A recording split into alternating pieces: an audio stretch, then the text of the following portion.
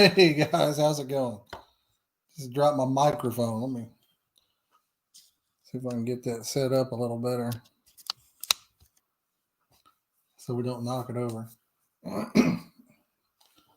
How's everybody's day going? I bought some Whisker Seeker stuff when it was on sale, and that's back when I was sick several weeks ago, so I haven't had time to actually unbox it. So, who all we got in the chat, guys? I didn't mean to clap. I didn't even think about that. Looks like we got Gary. Somebody commented it about 30 minutes ago. So, yo, what's up, Mark? How you doing, buddy? And keep in mind, there's a short delay between what you're seeing and what I'm saying. So,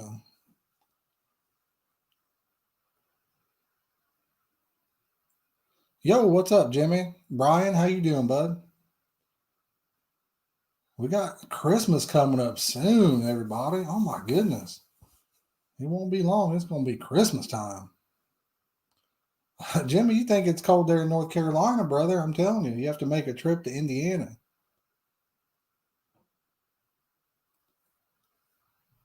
Hey, what's up, Catfish and Pappy? How you doing, brother?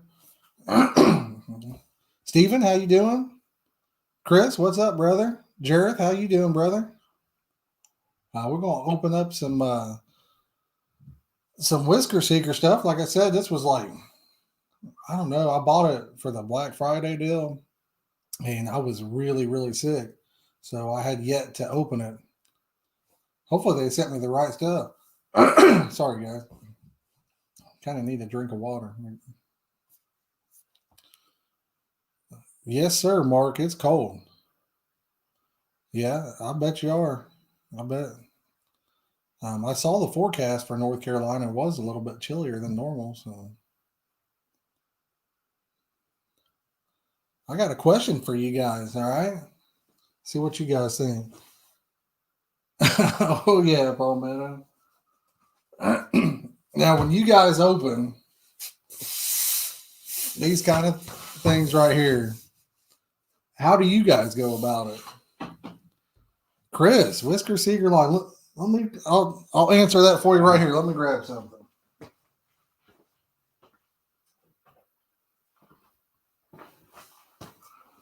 To answer your question, do I use their line? This is their small spools. Well, a few months ago, they switched to where you could buy the big spools, right? So we got the big spools too, baby. This is, for me, it's the best mono I've used. But as you guys know, for every person that likes one, somebody else hates it. So, Mike, I think we're going to get a white Christmas up here according to the weather. Screwdriver and pliers. Okay, Brian. Mark, I probably won't need the tube anymore. Okay. Now, see, I've hurt myself, back in the day.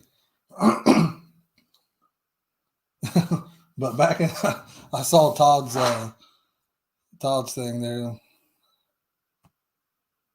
You guys see that? You say add lighter fluid to it.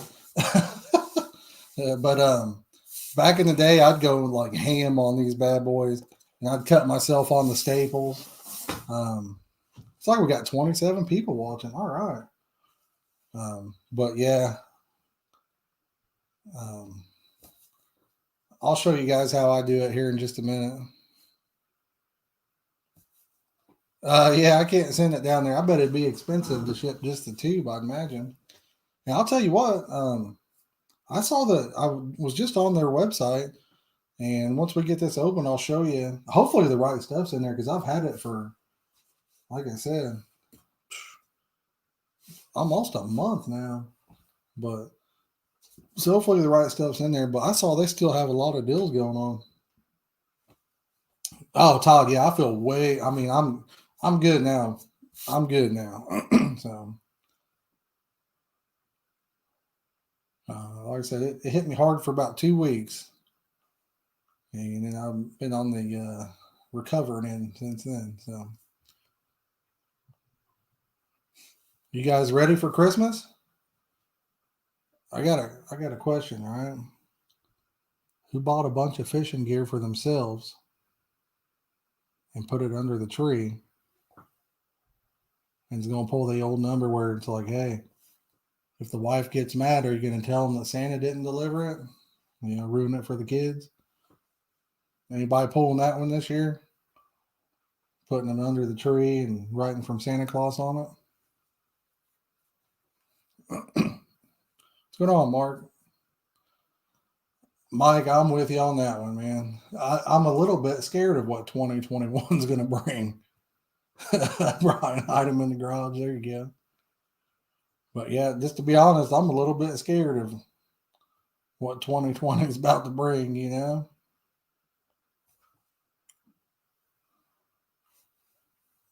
I think I'm busted, guys.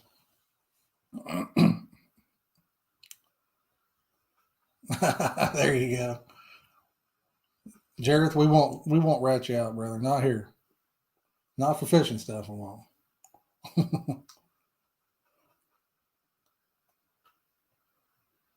Rut row, you got it, Mark. I'm in trouble now, guys. There you go. Hey, what's up, Kenny? Firearms that's a good present, you know what I'm saying? Yo, Dylan, what's going on? Dylan, I was asking them, how do they open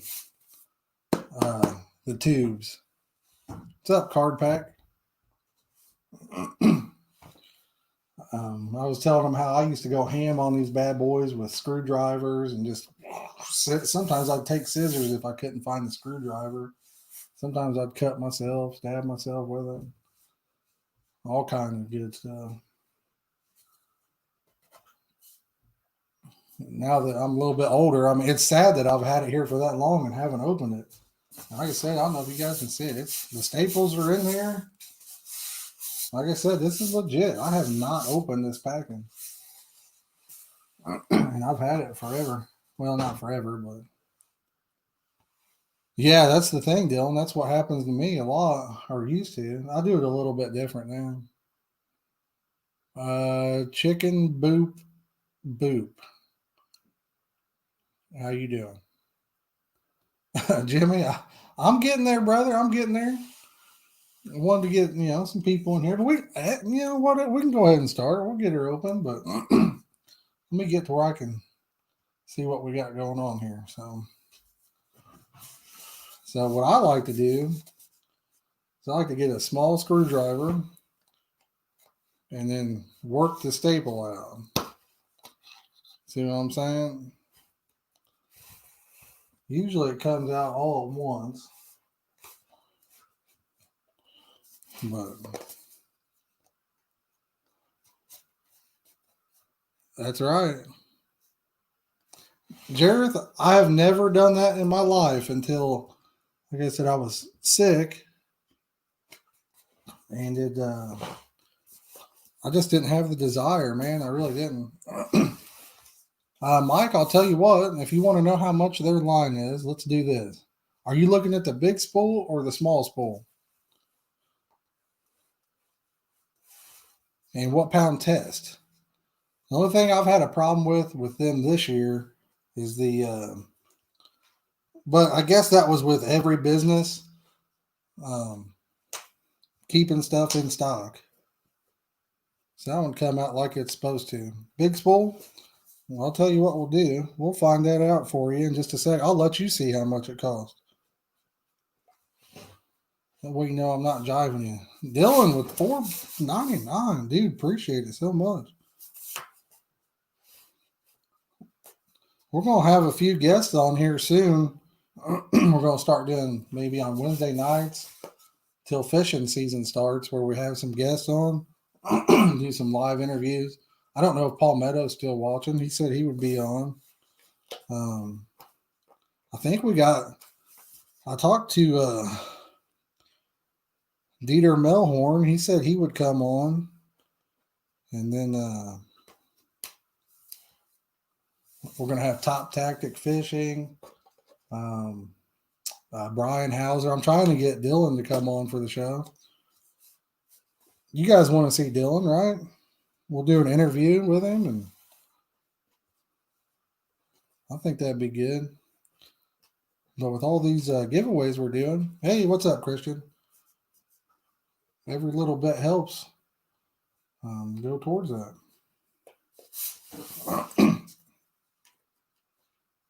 I have yet to upload the giveaway video for tomorrow. I still haven't decided what I want to.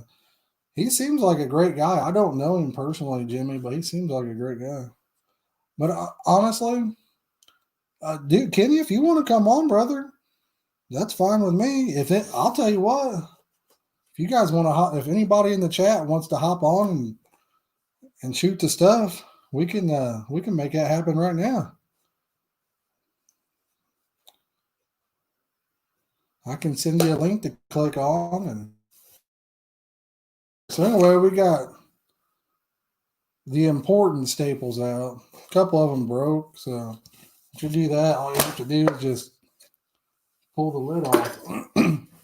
But we're gonna make it like you know how every TV show you watch, they cut to the commercial right when you get to the big unboxing or whatever. I'm gonna show whoever asked about the line. I want to show them what it costs. Let's do that. So if you want, let me get to it real fast. Let's do this. I need to share the old screen, guys.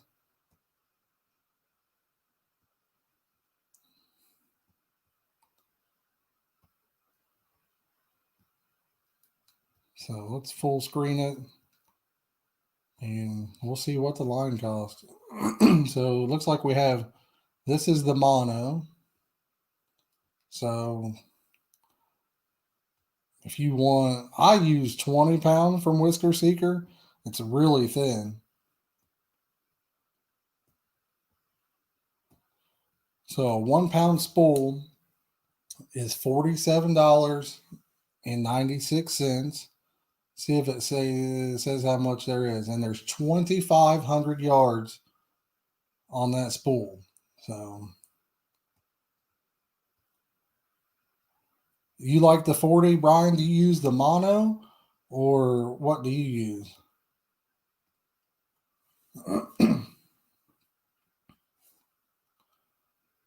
I like their mono myself. I've never tried their braid.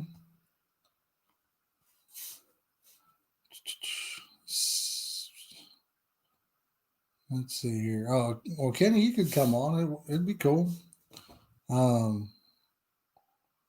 Christian, I don't know what you're talking about, bud. Hunter Wolf, where are you from? Hopefully that's not too loud with the microphone.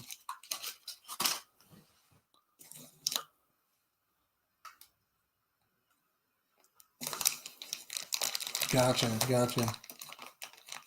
Awesome, Chris. Awesome. If you want to share it, let me know.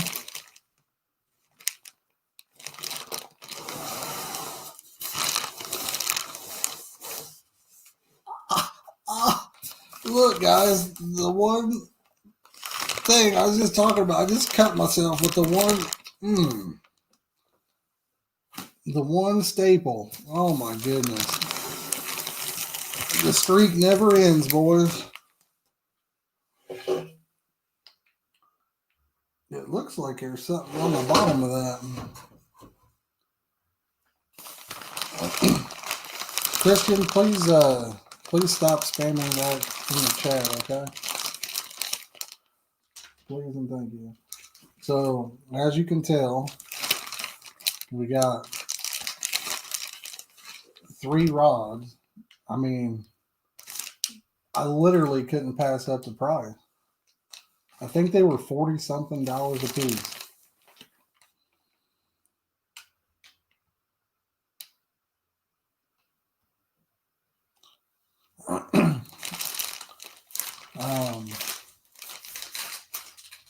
Christian, you're in timeout, brother.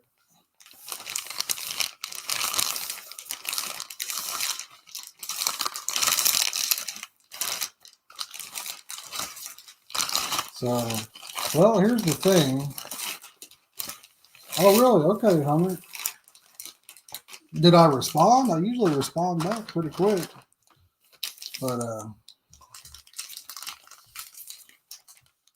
know I have one person I need to send the. No, these are the 9'6" heavy action Whisker Seeker rods. I have the Full Metal Jacket ones sitting over here beside me. The camera is not picking them up, but these are the V3, I think is what they were. Yeah. I've had both versions, and on these they updated the eyes. I will.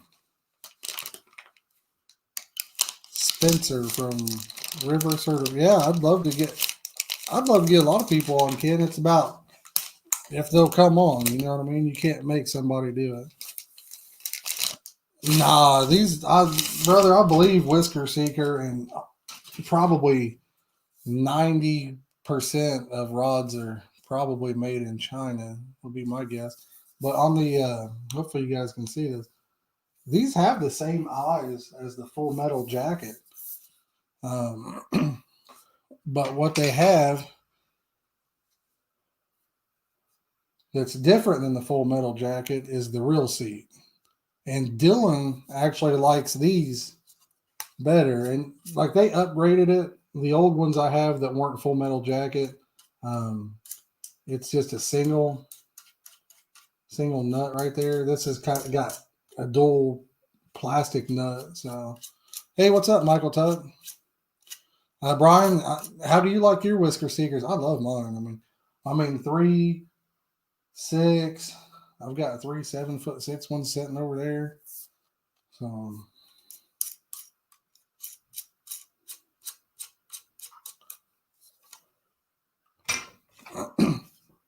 so I'll put it together. But it looks like they sent some other goodies with it. But like I said, guys, I got 3 of these for like 120, 130 bucks maybe. And if you've ever used one, I'm telling you right now, they're friggin' awesome. Absolutely awesome. But so we got 3 of those.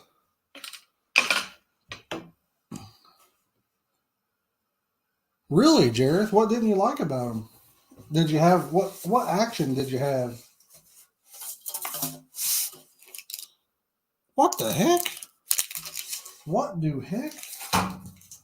You guys ever do this? Oh, oh, oh. Remember being a kid? Oh, come on, guys. You remember being a kid? I'm kind of scared to eat that. I don't know. It had a Swedish fish in the bottom. You think we should make Clayton eat this and then see if he survives it or what? Just kidding. But it did come with, I think it said this was a gator. Feels like there's something inside of it.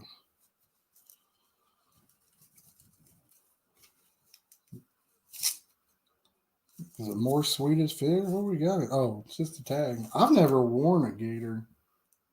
How does this thing work, guys?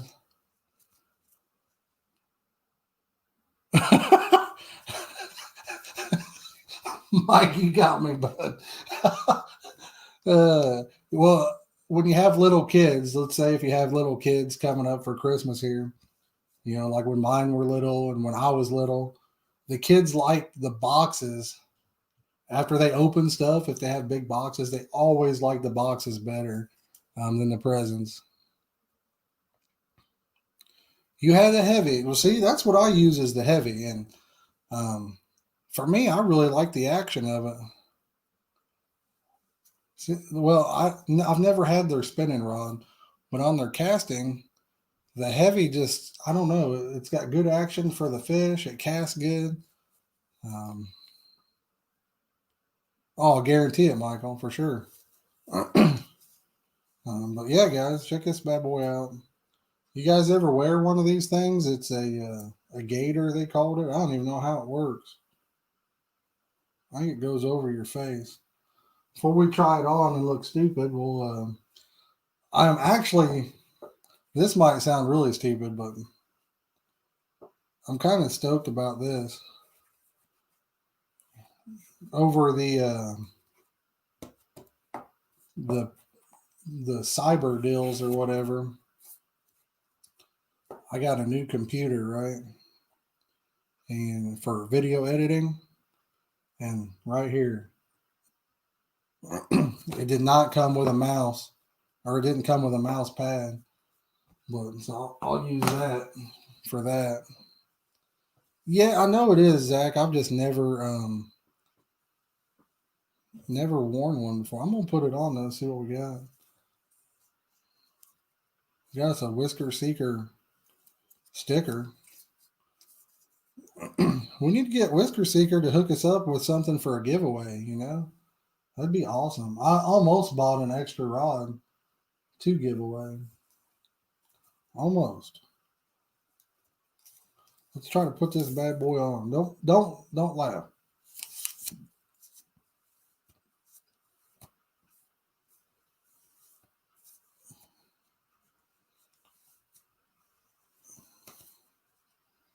What do you think, guys? Is this Walmart approved?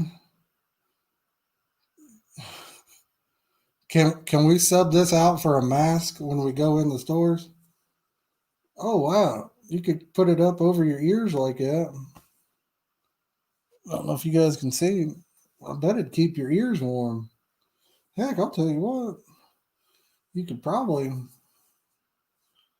Nah, no, that ain't gonna work there. But it feels like to me as well. Don't be laughing. I've never had one, but it feels like to me that it would stretch out really easy though and not do a good job.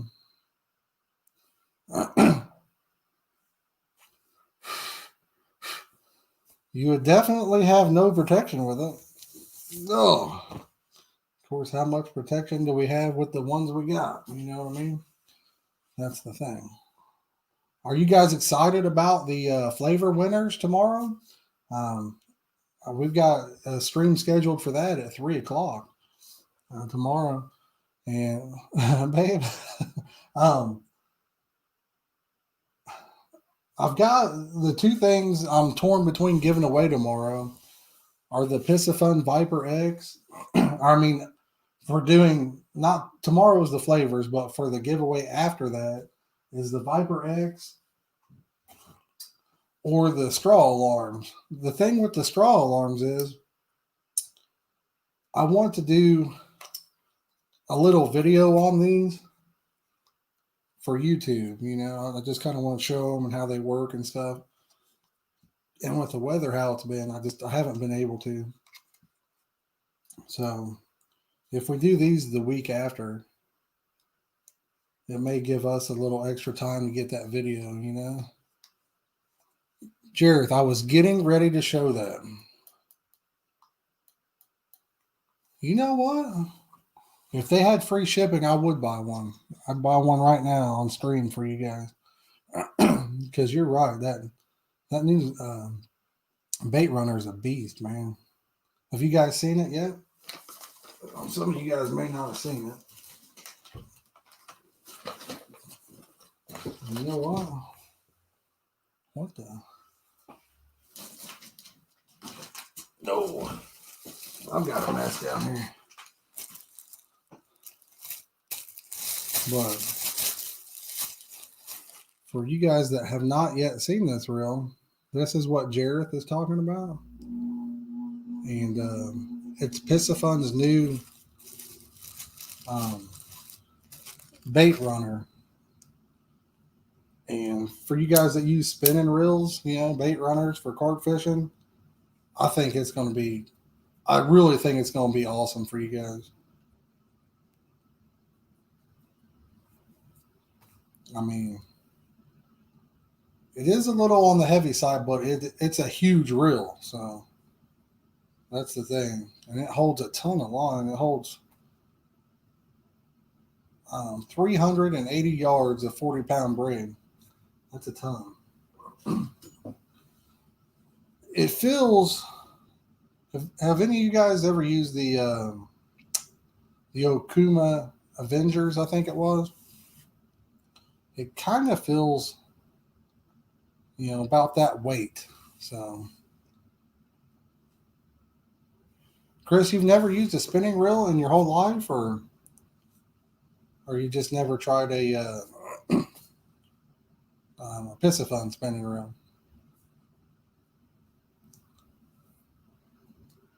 But what I wanted to show you is, let's do the share screen again, because I wanted to show you guys they still have some killer deals right now.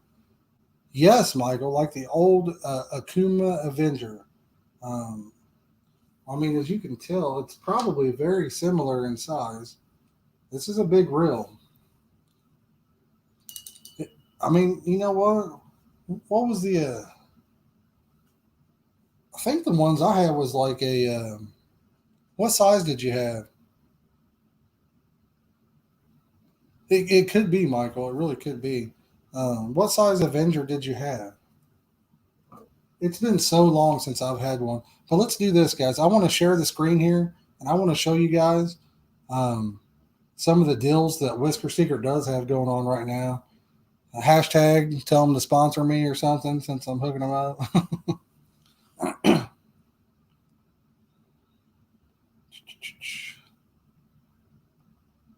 But let's go over there, the 55. It seemed like I had like a 50, or I don't even remember what that was. It's been so many years ago.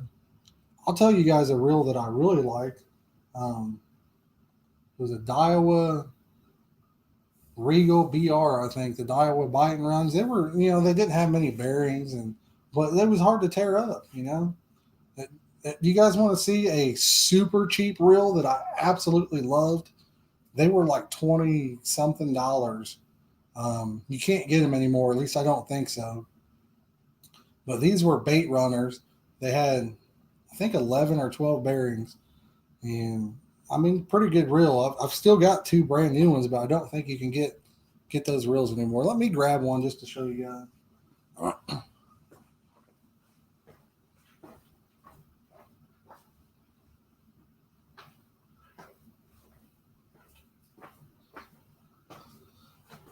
I'll show you guys this before we move on to the deals there. But um,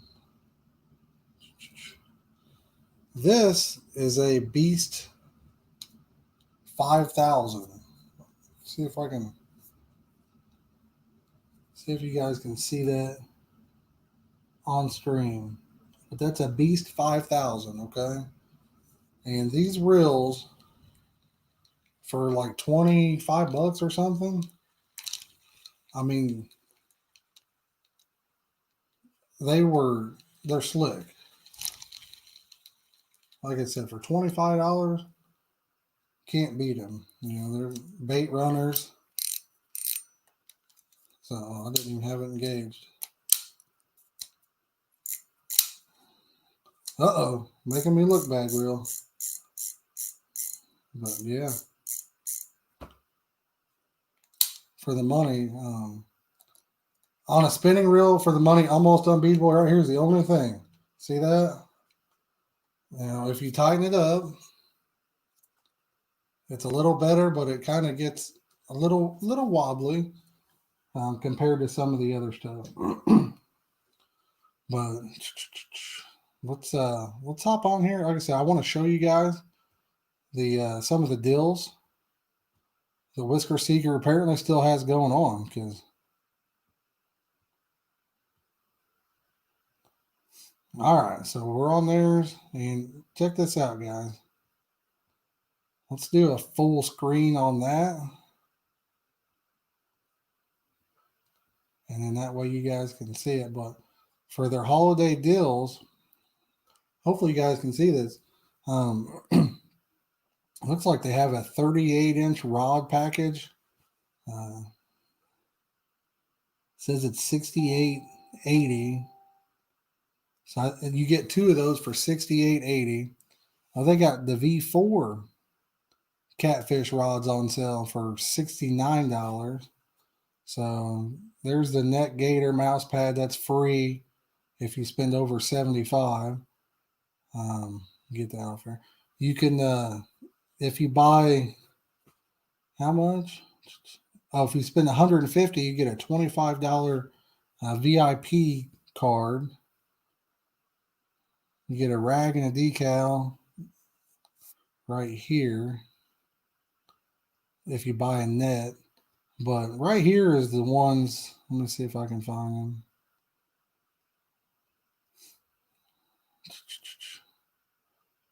Where are the rods I purchased? You know what? They may have just sold out. I don't see it on here. Oh, right here. The V3 is what I have. And the only ones that they have left now are the 9'6" spinning, I believe. We'll take a look real fast, but that is an insane price for those rods.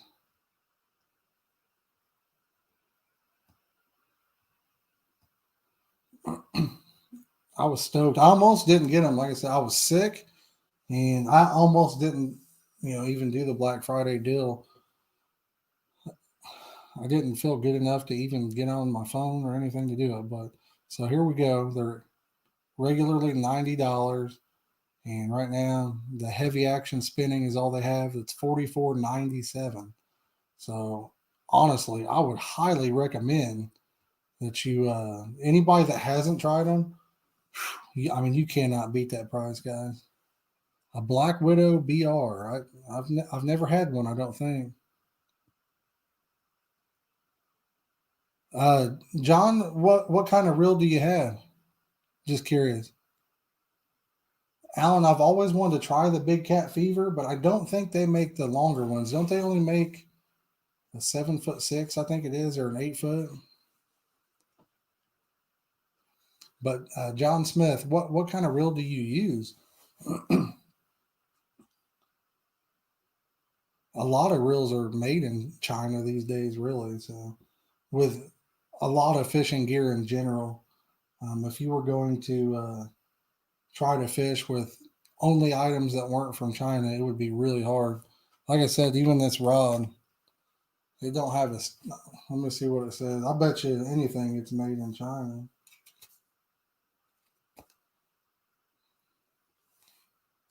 Pins, okay.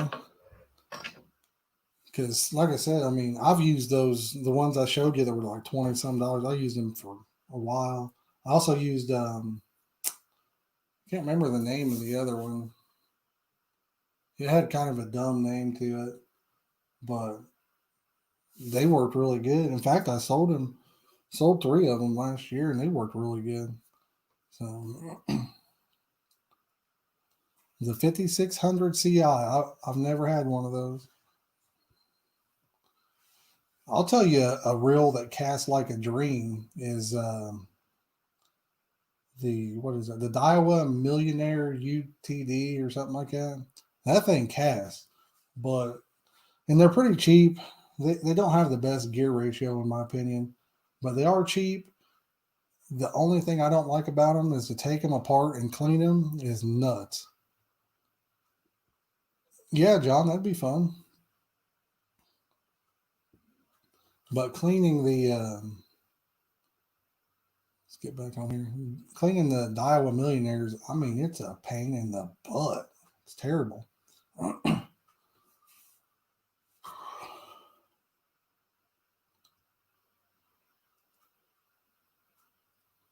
There's a whole bunch of hoo ha you got to get to on the left side to take it apart. The clicker, the way it's set up. Oh man, and the clicker's in the front, but it is a great reel. It's really smooth. Probably one of the smoothest reels I've used. And for casting, I mean, it'll throw one out there. It casts good. The Lose Black and Gold reel, in case you didn't know this, Alan, is identical to the Piscifun Chaos XS. It is the same reel. Uh, it just costs twice as much. So, yes, that's one of those cases um, where, like we were talking earlier, A lot of places are really just rebranding things. The Lose was first. I forget what that one's called, but because there's ones like a Laser XL and one's a Speed Spool or something. But other companies, because that reel's made in China, so other companies can use the exact same stuff and just rebrand it. Yeah, Alan. I mean, look it up on the internet. Just look at pictures and you'll see it's the same. I may order one. I hate to buy one just to show it because you know those the black and gold ones run anywhere from 70 to $100.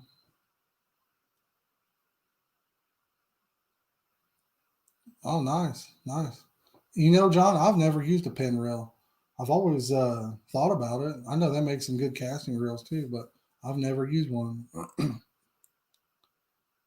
Yeah, yeah, you're right, Matthew. The silver one is the cast king. So, yep, you're right on that. Like I said, I'd love to just buy those reels and then kind of do video comparisons and show you guys and then give them away, but it gets expensive quick.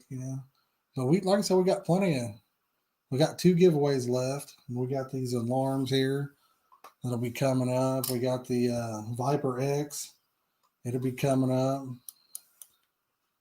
Really, pins made in China now? Alan, I would love to do that.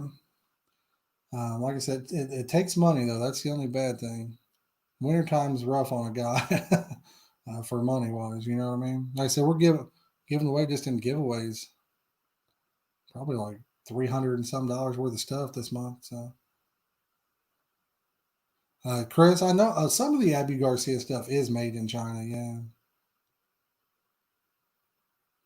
yeah, yeah. Some of the, I'll tell you what's funny. Like the C4, you know, when I looked online, and maybe like the older ones said they were made in Sweden and everything, and then the newer C4s, you look at them online and it doesn't say they're made in Sweden.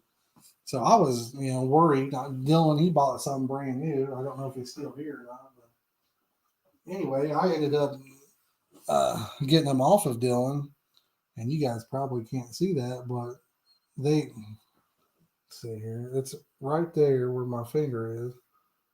See if we can get it. No, I don't think the light's going to allow it, but the new C4s are made in Sweden, so it's stamped right on them. They're a pretty good reel too. I mean,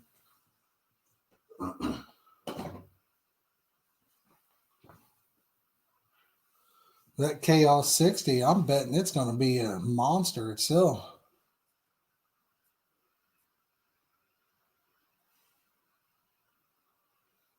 Yeah, Hunter, what?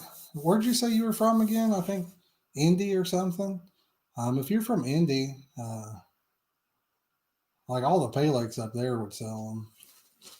Oh, and then like around here, Highway Springs. I don't know if Steve Satterfield sells, to people anymore directly. I know he supplies all the bait shops, but you could message him and on Facebook. Maybe he would sell three. I don't know.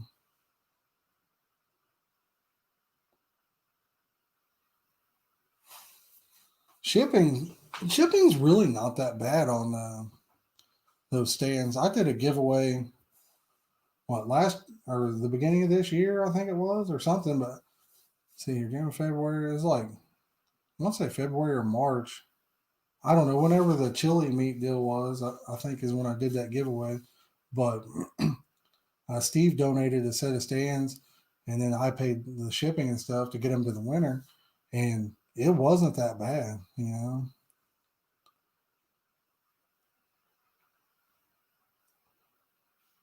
Yeah, I mean, Full Pool sells them too. They're pretty expensive. If you guys are looking for for me personally, my favorite stand made is the ones you see in a lot of my videos. They're stainless steel. They got it's just one little cup that sits on top. and they got the thick plastic that keeps your reel from getting scratched.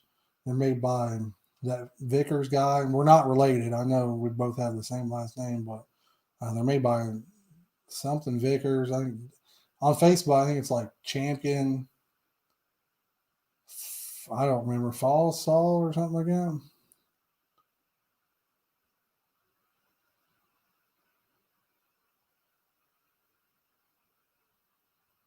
Wow, that is nuts, Matthew. Yeah, I think I shipped. I want to say the winner was from North Carolina or South Carolina, maybe, and I think I shipped three of them for like, yeah, like 15 or 20 bucks. Yeah, it's something, Matthew, but they make some really slick stands. I'll tell you that right now. They're expensive. I mean, you pay for them, but they're pretty slick. I'd love to work out a deal with them where I could get a set to do a giveaway on as well. I think that'd be awesome. But the ones that Steve Satterfield makes, I've got like nine of those. I think now might have more. I don't even know. I got a ton of them, but they're great stands too. They're lighter than the stainless ones. um, the only downside to those is they're not as compact. So that's really the upside for the other one. For me, is the compactness. But both of them work, and if you're on a budget, the Steve Satterfield ones, I mean, they're great stands.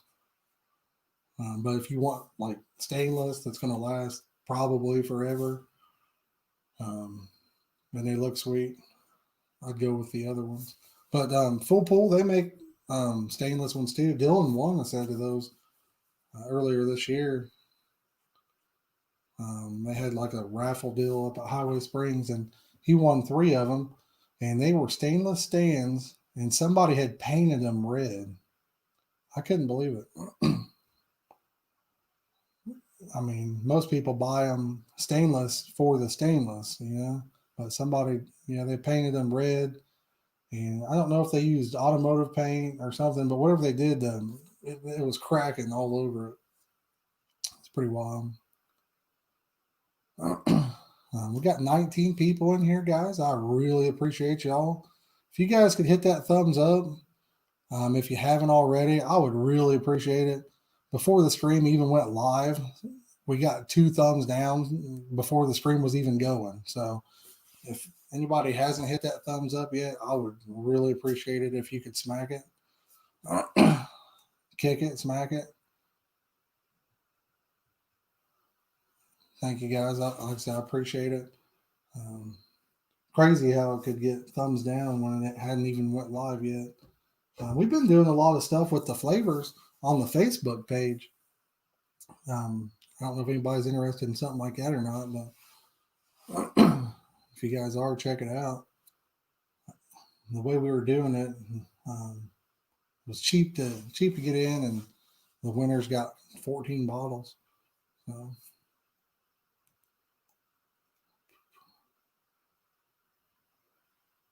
oh yeah, Hunter, it's always going to be like that, brother. I mean, you got it, Jared. That's all right. I mean, I don't. It's all good. Whatever, you know what I mean. I'm okay with it. All right, here we go, boys. 21 likes. I appreciate that. Alan, that is one thing I do not do anymore. I probably never will. I'll probably never fish for money anymore. Used to live at the lakes, and like I said, but I doubt I ever fish any rodeo. I used to call them rodeos, but I think they were called. I don't know. It's a new series up here now, starting this year. I think it's like Midwest. I don't even know what it is.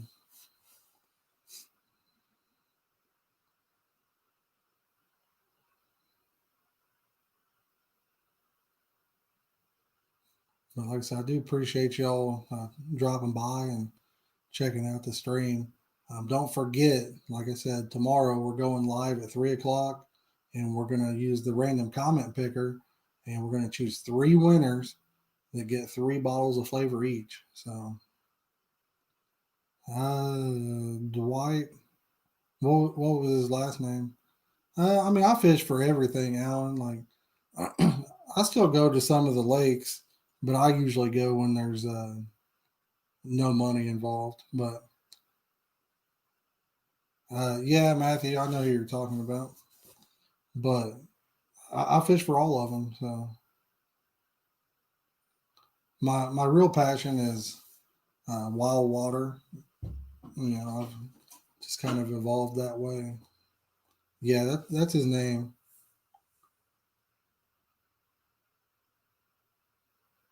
Keith, I mean, it's all good. It don't matter who you are. Or just like, I mean, I know that obviously I'm not the king of YouTube videos. My stuff, there's so many people that do it better and whatever. But if you, if someone were to make a perfect video, people would give it a thumbs down anyway. So people just do it to do it. That's literally why they do it. It makes them feel good for some reason. You know, you guys have all seen like the things on Facebook where it's like shows a picture that says, you know, if people only knew what kind of day they were having, they'd be a little nicer that day.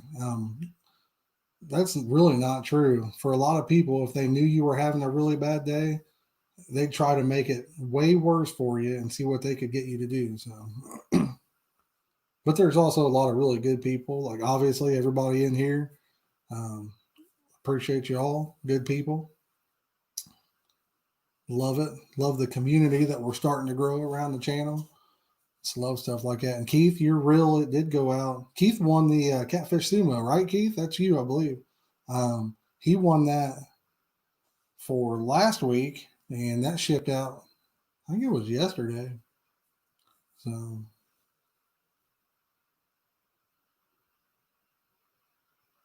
yeah, Matthew, we've been lucky. I mean, oh, Alan, I love watching Chunky Cats. Yeah, he's got a line to my funny bone. You know what I mean? I love watching him. We'll try to get him on the when we start doing the live like interview type deals. We'll try to get him on there too. Um, see what he says, and maybe he'll be interested. But yeah, Matthew. I mean, you know, like I said, and we didn't really start uploading videos till probably a year and a half ago. I had like some videos of my son playing baseball, and I had like one bait video from a couple years ago. But we grew.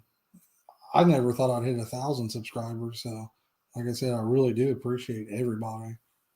Um, and when you guys hear me talk, I'm the same guy. I don't fake it for YouTube or anything. I'm really this guy. What you see is what you get. You know.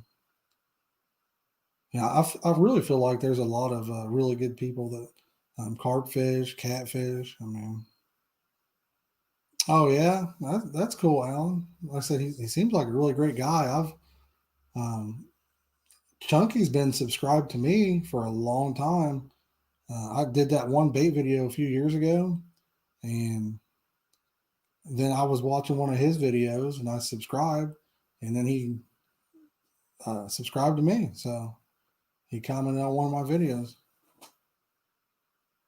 Yeah, Jareth, I've done a lot of videos. I think I did one early on, and then I know I've done a bunch. You know, like I said, here's something that I'm really considering doing.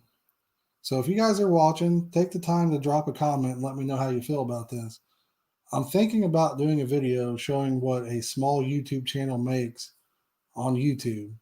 If that's something you guys are interested in, let me know because I could have a lot of fun doing it. You know, I get some people that think I'm making a killing, but it's just not the case. But you know, um, everything helps. You know what I mean? Like I said, I use all of it towards giveaways. We ever get big, I would like to be the Mr. Beast of fishing giveaways. I think that'd be the greatest thing ever. So, like you get a boat, you get a boat, you get a whatever, man. That'd be awesome. Yeah, I mean, we could definitely put one together like that, Jared. um, YouTube is it. I really like the platform though. Like I said, I mean, I have no idea how we got to where we're at with so many subscribers, but or at least that quickly. I mean, it was like wow, kind of blew my mind.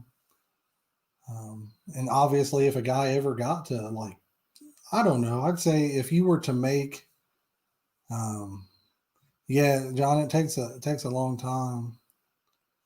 You know, if you were to have probably 100,000 subscribers that participate and really watch your videos, you could make a living at it. But without that, I mean, there's just no way.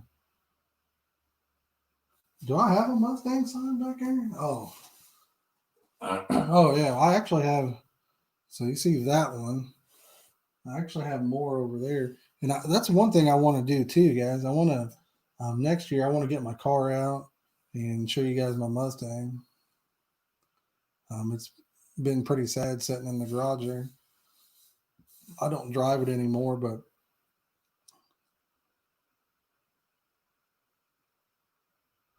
yeah, it it's a lot of work, really. What kind of software did you get for, or are you planning on using, Jareth? And that's like me. I mean, I'm subscribed. Like if somebody subscribes to me and they have a YouTube channel, if they do it publicly where I know can see that they're subscribed, I usually click on theirs, and if it's anything at all, I'll subscribe. Um, as long as it's not stuff that goes against my principles of life, then I subscribe. And if it pops up on my feed when I'm on my phone, I watch so many people's YouTubes. I try to comment on them. Sometimes I watch from my TV, so I can't. But there's nothing wrong with helping everybody out. I mean, Jared, I would say go for it, brother. I really would. Anybody that's watching that's thinking about it, just get out there and hit record. The worst thing that happens is, I mean, you got a video.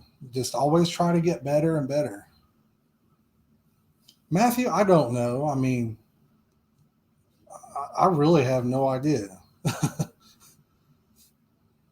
um, I'm sure we all have things like if it's fishing related, I'll subscribe for sure, But I don't know, man. There's some things I just don't want to, I don't want to be associated with. John, my favorite car is probably a Fox Body Mustang. I know you're going to think I'm lying here, but let's see. I would say I've had, if my wife's watching, have her answer this. Babe, how many do you think we've had Fox Body Mustangs? I've had a ton of them. I've had low mileage ones, supercharged ones. I had a 92, I think it was. Might have been 91. And it had 40 some thousand original miles. And I had a Pro Charger on it. The one I have now, it's an '06 Roush. It's built to the hilt.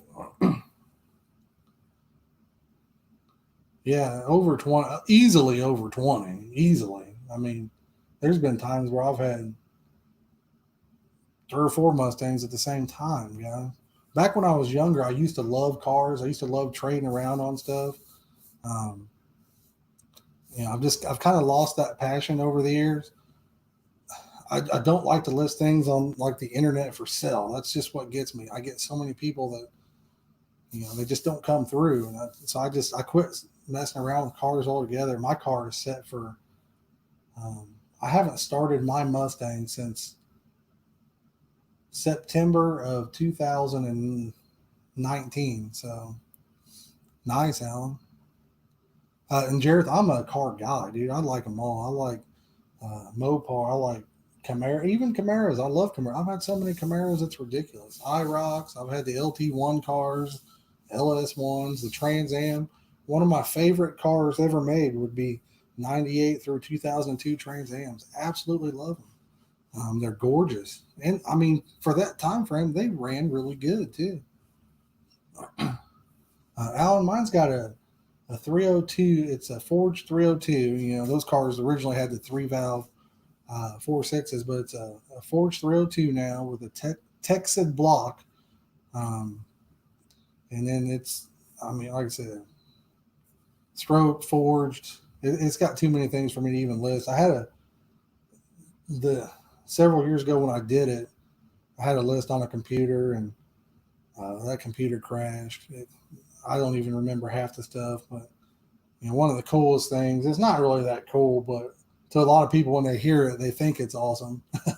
Is meth? It has meth injection on it, but it has an F1A Pro charger. It made 702 on pump gas on the dyno to the rear wheels. And if I had a different fuel system and was running E85, I could up the boost, and I mean, I could make a ton. But meth injection. When you explain that to a lot of people, if you guys are familiar, you know what it is. But you actually you can tap a line into your windshield washer fluid, and you set it to where once you hit a no, I'm not a mechanic, Matthew, but once you hit a certain amount of boost, all right, that it actually sprays windshield washer fluid into your intake manifold, which cools the air temperatures that are coming in, and that allows you to up the timing a little bit and make a little more power. Jareth, I did a lot of it myself. I'm not going to lie to you and tell you I did it all, but I did a lot of it myself. I spent a lot of hours under that car. I've actually had three or four different blowers. I went in stages. I had a power dyne. When I bought the car, it had a power dyne on it. Power dynes, oh man, it was junk. It made like three or 400 to the wheels, and then I swapped it out for a P1 SC Pro charger.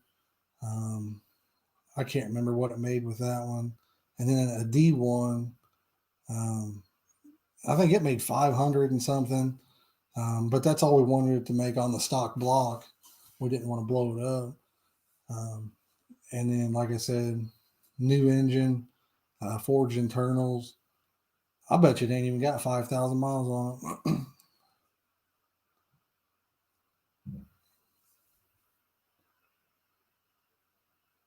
Oh, nice. Yeah, that'd be cool, Hunter.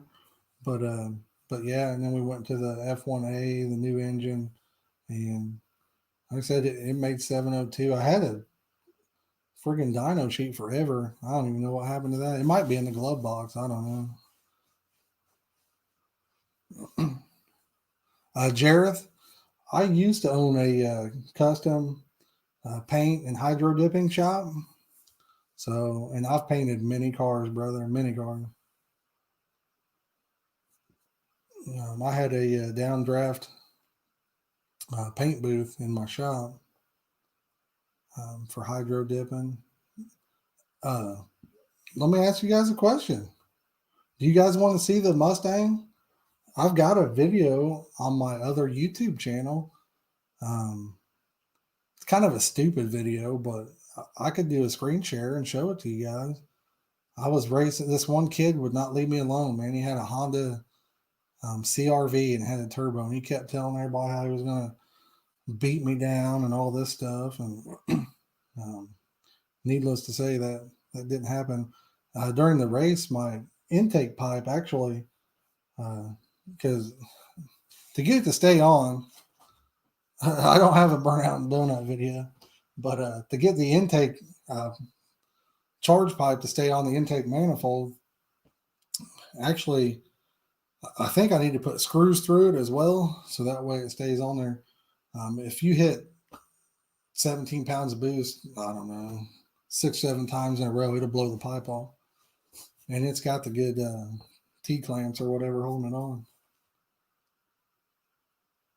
Hunter, I do not hydro dip anymore. If you're on Facebook, my page is still live. I've done some really crazy stuff. Um, I'm not trying to brag when I say this, all right? So take it for what it is. I did really high quality work. I've seen a lot of other people's hydro dipping, and once if you're happy with that, that's fine. But once you actually see what it's supposed to look like, it blows your mind. Alan, I mean, maybe I can't do it right this second, but What's that, Jason? Do you have a favorite flavor? I'm going to tell you guys what my all-time favorite flavor used to be, right? And then I didn't use it forever. I have it now. Red peach. I actually have that flavor now. But I used to use the red peach from one on, like, I don't know. I used it for like 2 years straight, probably. Jason, hydro dipping is it's paint, but it's an additional step. Okay, so I will grab something that I hydro dipped over here, and I'll show it to you. All right.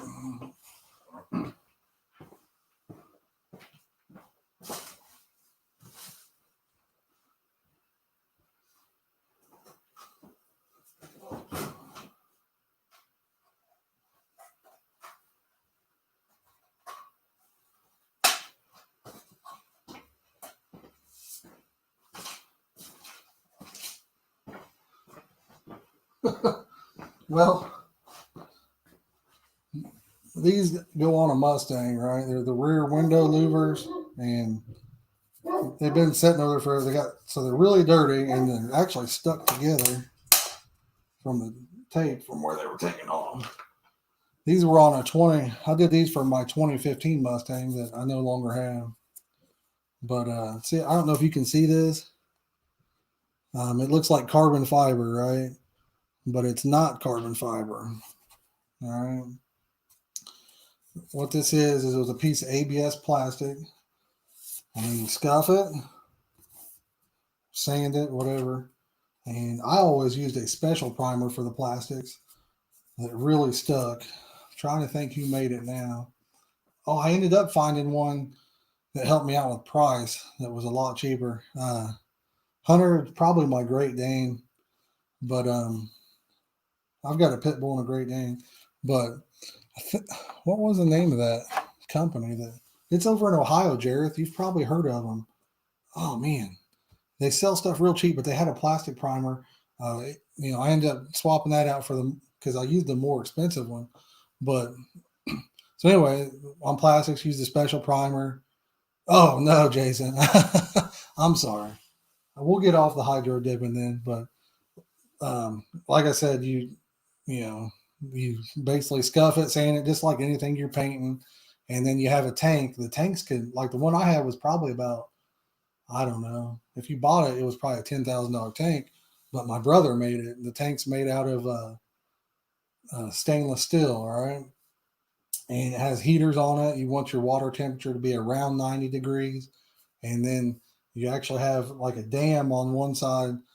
We'll get to that though. Let me just finish my thoughts so I can tell you about. So you take this film and it's PVA, right? Kind of like the stuff people use for carp fishing, where it melts in the water. So you set it on top of your water and you try to get no air bubbles, okay? And so then if you get an air bubble, kind of punch it out. And while it's floating on the water there, you'll let it set for a minute or so.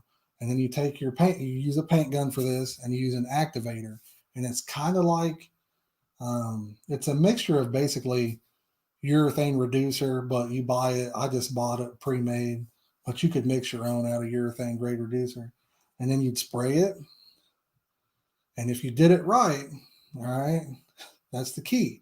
Sounds super easy, but if you did it right, once it melts on there, all that ink is floating on top of the water, and it's not faded or anything if you did it right. And then if you dip it correctly, as you're going in with the water, it literally forms itself to your piece. So then you take it out and you rinse all any PVA that's left on it. You rinse all that off for a couple minutes under some water, and then you go clear it.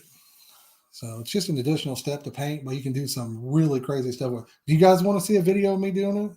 If you want to see a video of me doing it, I've got one on YouTube. I can play it right here for you guys. Now, keep in mind, this was before I ever started the business. I had the tank. I think my car's in the background, but I was doing it in my garage at that time.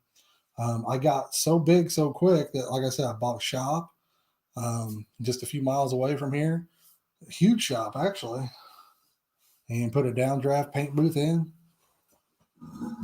Yeah, Jareth. I mean, that some people call that dipping too.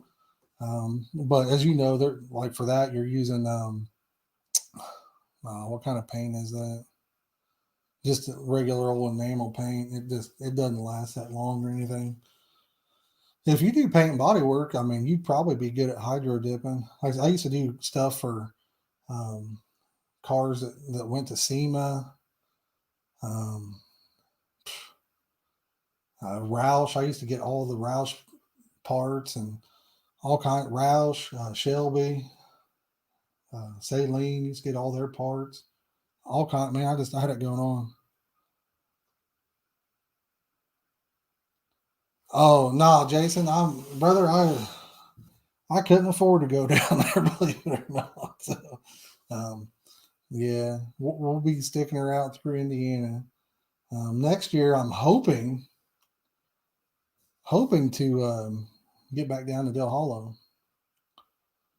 But yeah, it is wild. Hunter, as far as anybody I recommend, um, I really wouldn't know who to tell you, man. When I used to do it, people sent me stuff left and right that other people did that they weren't happy with, and um, I don't know that I ran into anything that was that good from anybody else.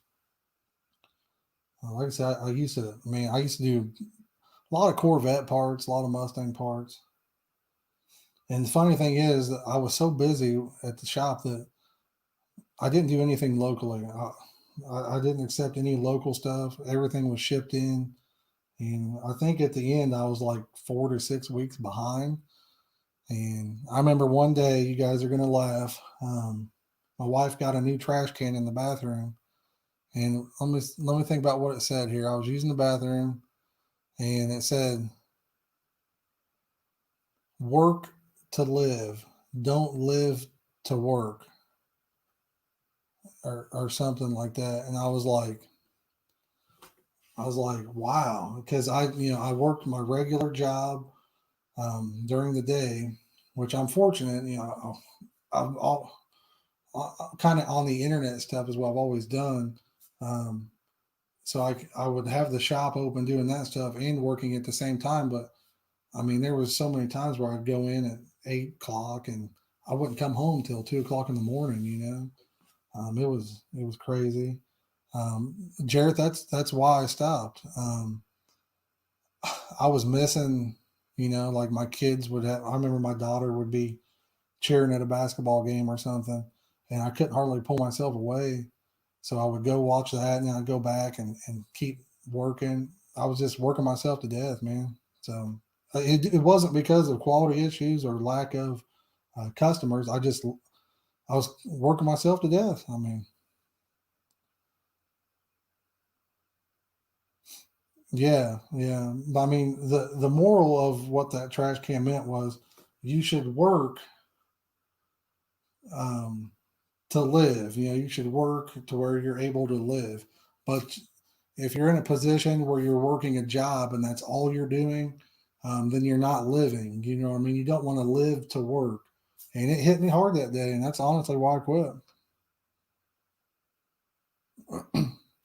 Jason, I mean, that's the reason I'm not a big Christmas guy because, no matter how much you spend, you never think it's enough, and I don't get to spend too much, but yeah, like I said, that hit me hard that day, and that's why we gave it up. I told my wife, I messaged her that day, right when it happened, and I said, "Babe," I said, "I think I want to stop," and she's like, "Are you sure?"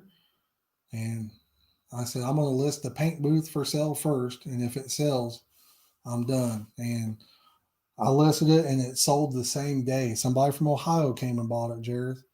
Um, they did hydro dipping too, and then somebody come and bought my tank too. Yeah. What do I do now, John? I've worked for Cycle Solutions. You guys can check out their website. But uh, my sister, her and her husband own the company, um, and I was there. Kind of started the internet side for them, their website, eBay, all that stuff. Jason, the thing with Christmas presents is, I mean, nowadays, if you spend $200 on per kid. I mean, they literally get nothing for $200. Yeah, yeah. You too, Jason. I appreciate you stopping by, man. Thank you, thank you. Uh, but yeah, Christmas presents are it's ridiculous anymore. You know, and I get people like I'll live. Last year I was live streaming while I was fishing, and I tried to do once a week. It has, John. I agree with that. but but yeah, I mean, I was trying to live stream once a week at least because I really enjoy interacting with you guys. Um, I don't care if there's two people watching or 100 or whatever. I mean, I just enjoy interacting with you guys. Um, but I would get people that would comment, "Oh, how do you get a fish?"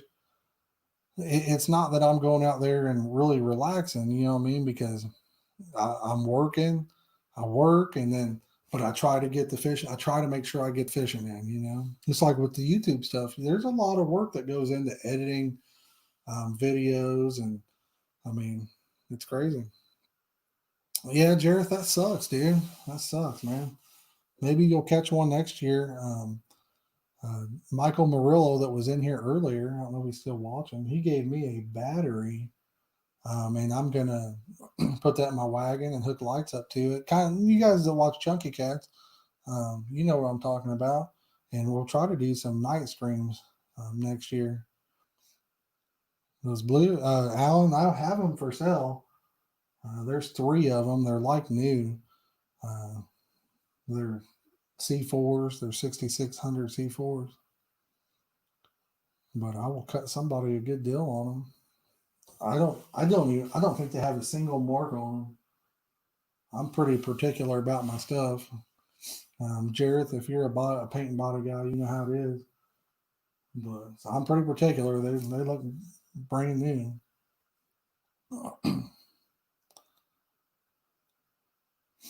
What time is it, guys? We've been going for an hour and 12 minutes. All right. For you guys that are just yes, I need a fishing dog, guys. My wife. Let me show this up on the screen. I need a fishing dog. I need one that can go and not run off and all that stuff. So that's exactly what I need. We lost one of our dogs at I think March or something. I want to say it was around March. He was a good pup.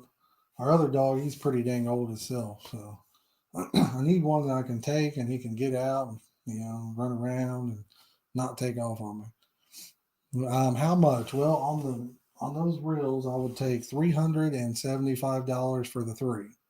I don't have boxes for them. I could put them in.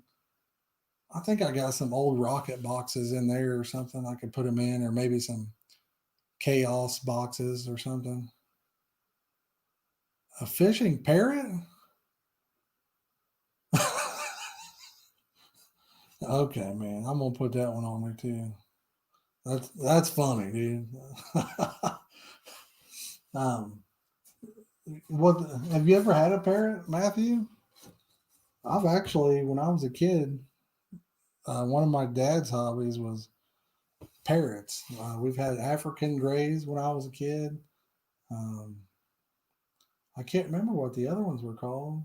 Uh, it seemed like one of them was called like a yellow-headed Amazon or double yellow-headed Amazon or something. But yeah, Alan, 375 on those bad boys. And I mean, I thought about doing some videos where I upgrade him and put bearing cogwheels or something. I don't know. I need to sell the rockets. I've got 5 new in-box rockets. I need somebody to buy those. 2 McCalls, yeah, McCall. I don't think we ever had a McCall. That's the one you usually see in the pet shop. Alan, have you heard of an African gray? I guess they're supposed to be like the best talking one or easiest to train or something. My dad had several of them. We had one.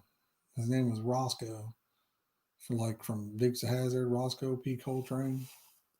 And when I was a kid, I was probably 15, maybe 14, 15. JP, I wish I could, man. I wish I could. But anyway, so we had an African gray named Roscoe, and I wish my dad would watch these streams. He could tell you, but he wasn't at the house, and I was cooking some French fries, and the bottom of the actual pan melted, and the grease went all over the stove, right? And that bird was in there. He was going nuts. I was like quite a ways from the kitchen. He was going crazy. He was going, Roscoe, please cold drain. And he said all kinds of stuff from the Dukes of Hazzard, and he was just going nuts. I'm like, what the heck? I kept yelling. I'm like, oh my god! So I walk in there, and the friggin' kitchen was on fire. And me being 14 or 15, I'm stupid. What do you guys think I did to a grease fire when I was 14 or 15? What do you guys think I did like an idiot? Alan, I'll sell you one of the black rockets. I could part with one. I need to keep everything that's in a set of at least three if I have them. So, but I could sell you one.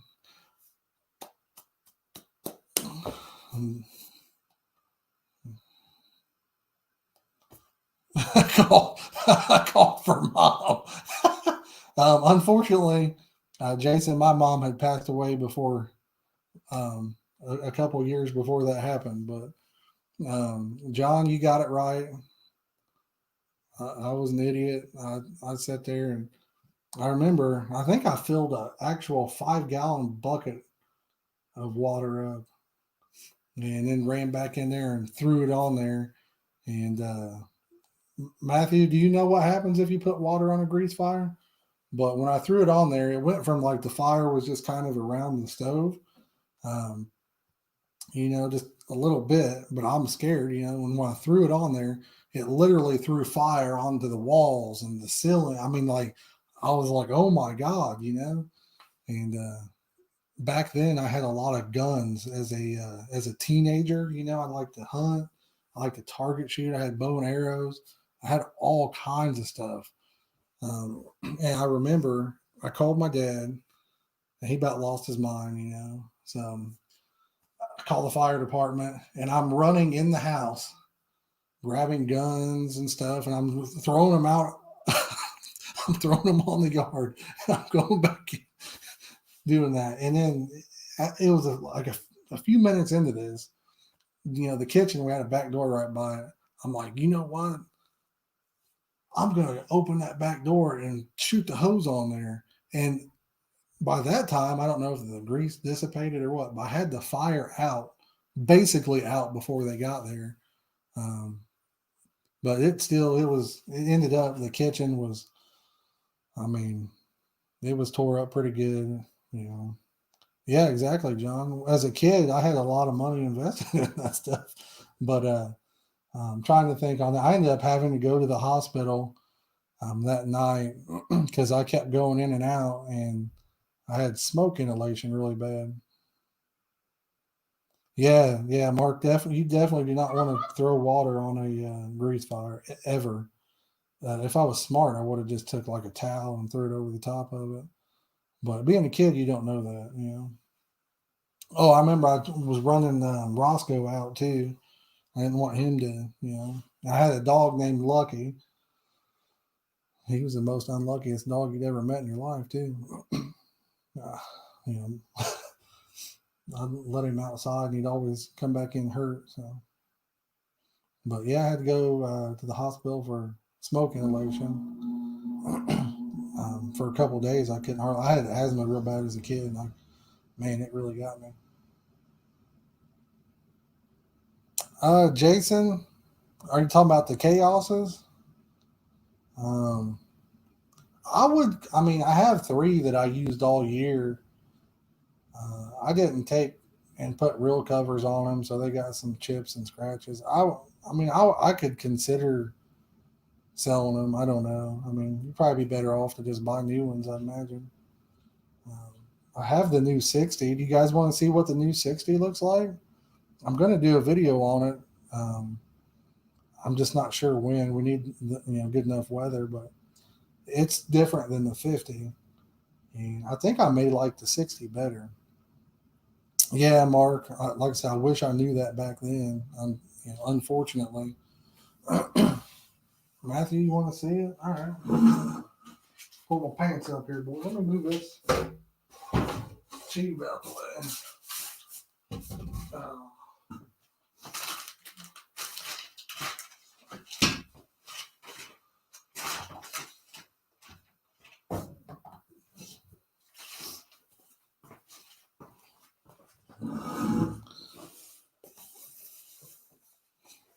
uh, JP, if you try one, you're gonna fall in love with them, bud.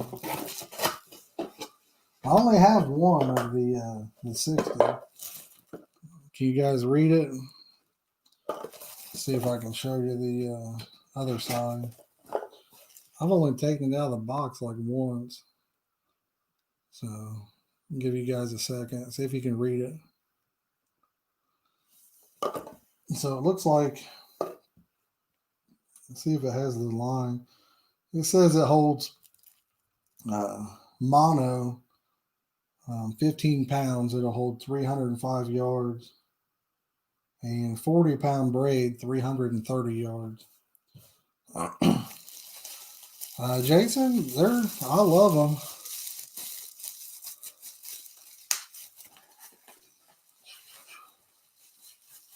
I didn't use any till about 3 years ago, and when I did, I absolutely fell in love. So I think somebody said that the mounting plate was a little different. I don't know. I'd have to look at the other one to know on that. And they're on rods already, but um, the biggest thing that's different about this reel is, and I think this is what's going to be the seller for a lot of you guys that use, Abby Garcia rockets and stuff that don't like, say, the C4s that have the push, have the thumb bar. So let me grab one of these. So, like the other Chaos 50 has a thumb bar for your casting, which I mean, I like. It's not bad, I've been using rockets so long that I'm used to that. But the 60 is like a rocket. It's got the clutches up here. See what I'm saying? So, well, Jared, I'd say you're okay. I mean, the one good thing about the Abbey stuff is the resale value is good.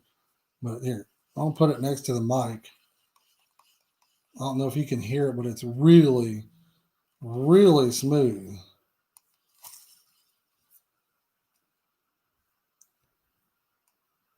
Oh yeah, for sure.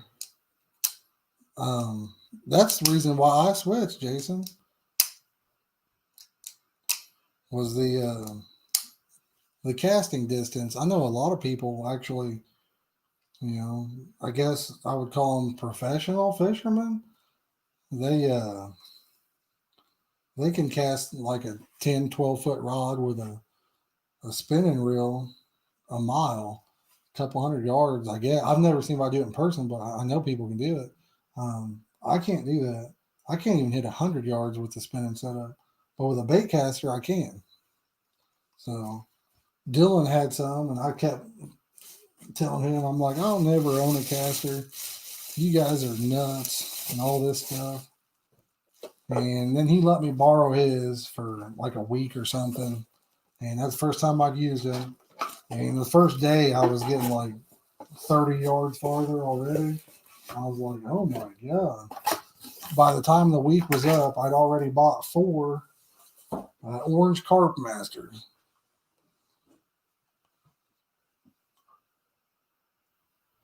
Jared, I mean, you got to figure there's, the line, once the spool gets spinning, I mean, it just starts throwing the line off versus like your, if you got a spinning reel, when you throw it, you've got that little bit of, I guess, drag, I would call it, from where your line going across there. Jason, like I said, I mean, get some. You'll get the hang of it. Sound like I heard my puppy up there whining, ready for Dad to come up early. But yeah, I mean, and if anybody has like their favorite recipes, if you have me on Facebook and you want to share it, send it over and I'll do a video on it. Um, as soon as we get all the giveaways over, um, I'm going to do some bait videos using my flavor brand, and that way you guys kind of get to see that. A couple recipes that aren't already on the channel. Trying to think. I've got a video uploaded that I haven't released yet, and it's where we catch the same 20-pound fish, the same 20-pound grass carp, 3 trips in a row.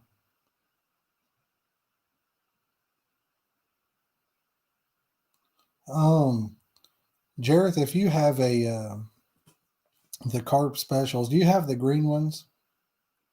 Okay, John. Well, um, like I said, I mean, if you have a recipe that's your favorite that's different than mine and you wanted to share it, if I have the stuff to make it, um, I'll do a video and give you a shout out on it. But Jareth, do you have the green carp specials? I'm gonna pull this up and give me just a second here, guys.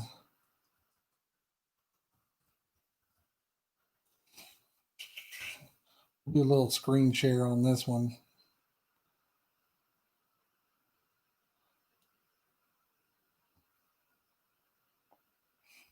because I want you guys to see what Jareth has. Because I'm pretty sure this is the reel you're talking about.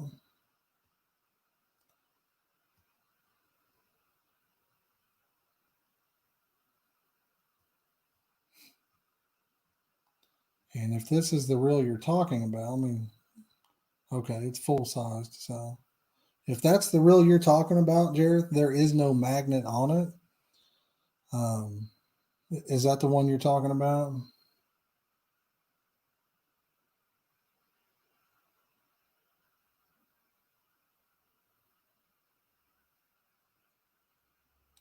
Jason, if you want, just I mean, you can message me on my flavor page, which is Get Bent Baits and Flavors on Facebook, or you can go to my same as my YouTube name on Facebook, Carp and Catfish Baits Tips, Tricks, and Techniques. I have a Facebook page for that. But Jareth, is that the reel that you have right there?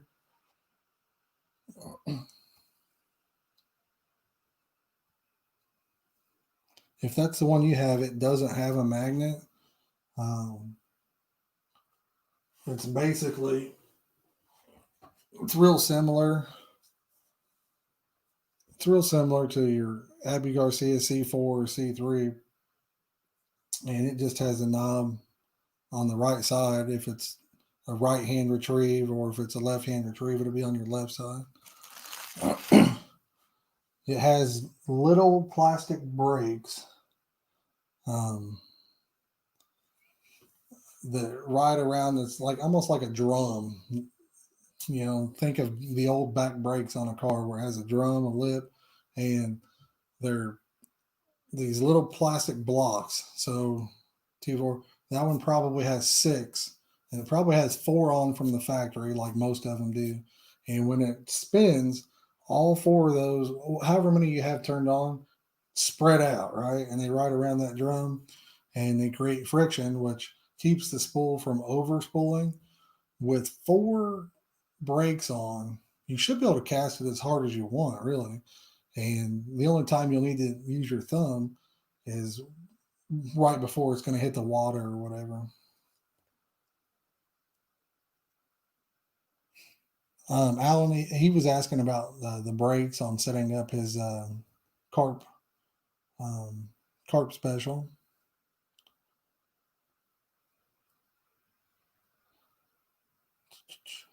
I'm reading Matthew's comment real fast, guys.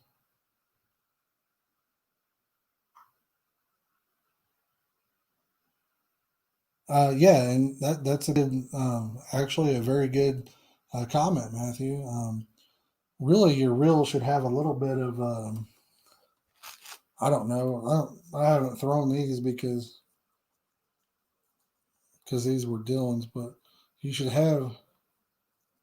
I think I only threw 1 out of the 3 that are here, but you should have just a teeniest little bit of play in your spool, just a little bit of slop right there. You move it, you hear it's like, you don't want a bunch, but just a little bit, and that means it's actually wide open.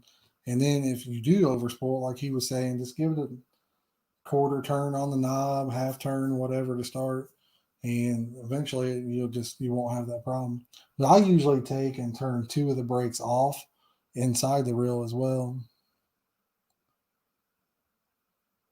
Um, Jared, I've seen a lot of videos where they tell people basically to tighten it up, and then where it slowly falls to where if it hits the ground, it doesn't overspool when it hits the ground, and you can do that.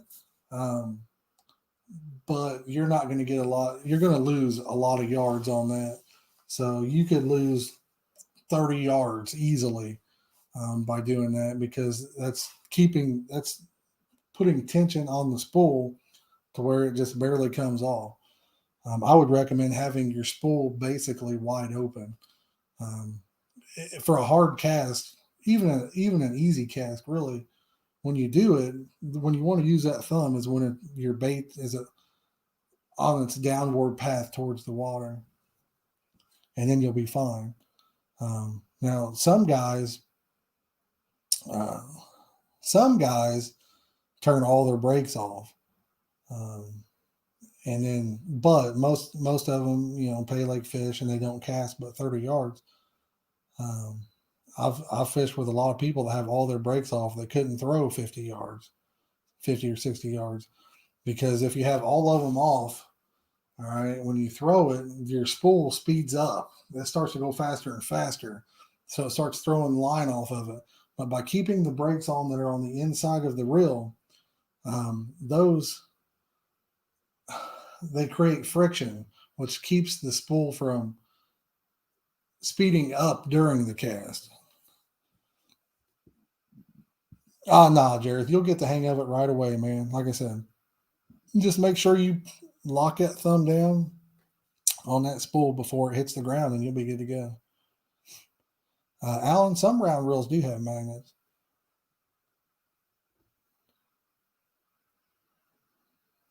Yeah, some of them do. There's a lot of them that have magnets actually. I think a Blue Yonder has magnets, but um, the Achios, they have a magnetic brake.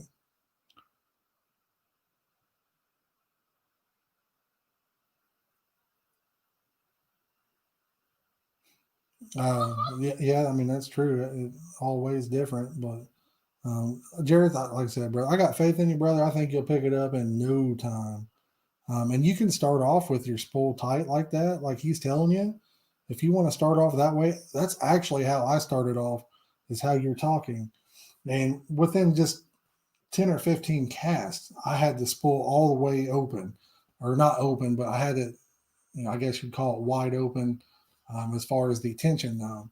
So I started the same way that your buddy told you to start. And every time I cast it, there was no way it would overspool that way. So I kept loosening it. I'd cast it, loosen it a little bit more. And before I knew it, it was wide open and slinging it a mile. I said 10 or 15 casts, probably, if that.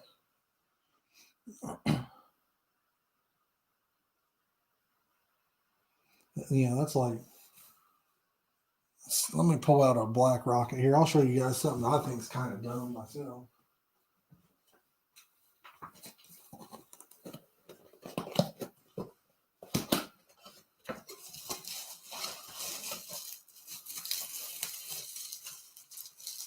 This kind of goes to what Matthew's talking about here with the weight.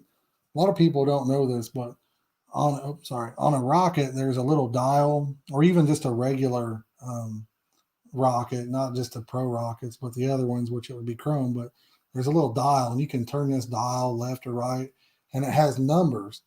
And I've had so many people that thought that this little dial, um, like, had something to do with the brakes. It doesn't. What it's actually made for is you also have a little arrow on this, and it's made for people that say you dial your reel in with a 5 ounce weight, right? So what you would do is, once you have it dialed in with the 5 ounce weight, you could turn this to where you're with the black. It's really hard to see. but you could slide this to where that little arrow points towards the 5, right? And then you could set it up for a 3 ounce weight after that, okay? And then you would have to remember what number this little arrow is pointed at on that dial for 3 ounces. And next time you go do a cast, if you got a 3 ounce, you just, you turn it half a turn left or whatever. But for an ounce to 5 ounces, I use the same settings. So it doesn't make a difference to me. Yeah, I mean, I've done a few casting videos, JP. Sure have. But I'm gonna do that Chaos 60. We'll do a casting video with that. As soon as we get some good weather, we'll put some line on it. And in the future, I'll probably give it away to one of you guys too. You guys know how I am. Like I said, if we ever get big, man, we're gonna be giving away stuff like this, where the channel brings in money that can pay for that kind of stuff. Bet your bottom dollar I'll be doing it.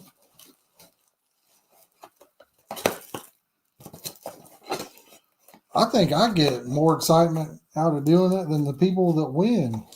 I'm like, just like tomorrow, I'm so excited to see who wins these, who the 3 winners are going to be. Stuff like that makes me happy, I guess.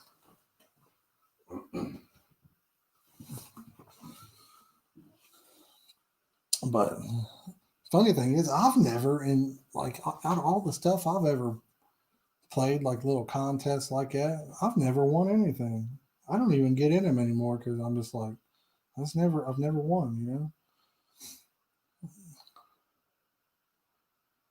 I have no idea where he's at, Clarence. Probably playing his Xbox, I'd imagine. It's about what he does. Yeah, Matthew, you guys, whoever wins gets to pick. Um, like I said, we'll have 3 winners. Each winner will get 3 bottles of flavor, and you get to pick anything I have in stock.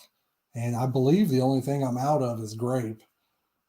We did some like little raffle type deals over on my Facebook page, which was super successful. So if you guys haven't checked that out, check out the Get Bent Baits and Flavors Facebook page. That was a really cool way where people for like $10 were able to get in, and they had a 1 out of 10 shot to win 14 bottles of flavor with shipping covered. So it's really cool.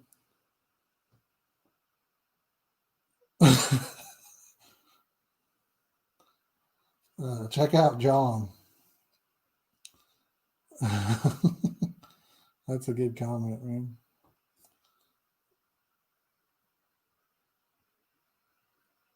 But yeah, so I had a bunch of people.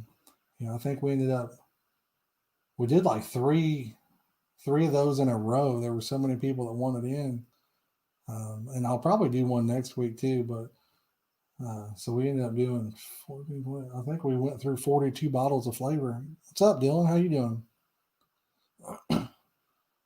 So, but we're out of grape um, because like I said, because we did a lot. But we'll get some grape coming back in. It'll probably be a couple weeks or so. Might be a little longer since it's winter time here. Nobody's really buying much around this area. So good, Dylan. Good.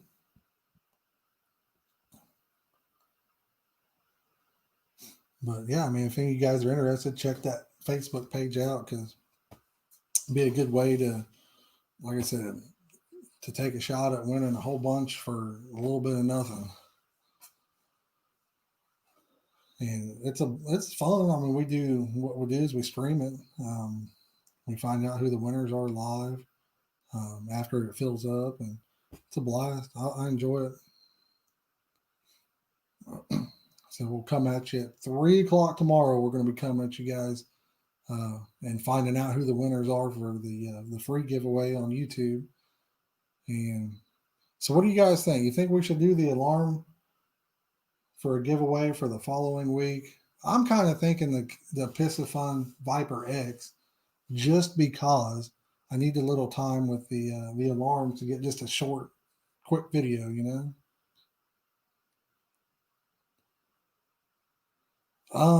Hunter, I'm just going to be honest with you. Um, Most flavors are pretty much the same, so there's not a lot that sets any flavor off from anybody else's. I'm not going to put somebody else's down. I'll tell you, mine catch fish. I've got plenty of videos catching tons of fish. I've got people that are in the chat that have bought flavors and caught fish. They'll vouch for them.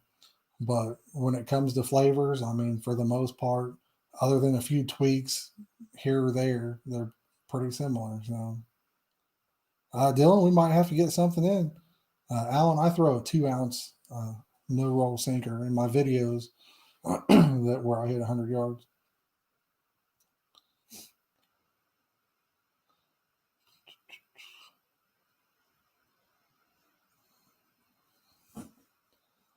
Hunter, I'm a guy that, like I said, when I was younger, I enjoyed selling stuff. Um, you know, yeah, Jareth, he's bought several of the flavors. Um, but I'm not a guy. I don't really like to sell stuff. Um, it's kind of a hassle on a lot of stuff when you try to sell stuff, list it, and there's a lot of great people, and there's a lot of people that'll burn you up, and then they never come through on stuff. So um, I'm not a big what do you call it? Retailer kind of guy, I guess. But the reason I started Flavors is just to help support the channel. Really, I mean, it gets expensive doing this, and I like to do the giveaways and things, and I mean, so that's really the only reason I do it. You know, I figure it's a good way for people that really enjoy the channel. Um, they can buy flavors, catch fish, so it's a win-win for them because who doesn't want to catch fish, and it helps go a long way with supporting the channel. So, yeah, that's cool, Dylan. I mean, like I said, I know a lot of people have. Well, heck, I mean, look at my videos. We've caught a ton of fish on them this year. I've caught I've caught my most unique rare fish this year on my flavors. So we caught a bunch of yeah, I make bait too, but we caught some big mirrors this year. Um, Grass carp. Trying to think. I don't know what the biggest common was we caught this year. I mean, we caught some 20 pounders. Caught a lot of koi. We caught some goldfish. I caught that. If you haven't seen that one video, I mean, check it out, dude. That fish was insane. It was a ghost koi, a ghost fantail koi.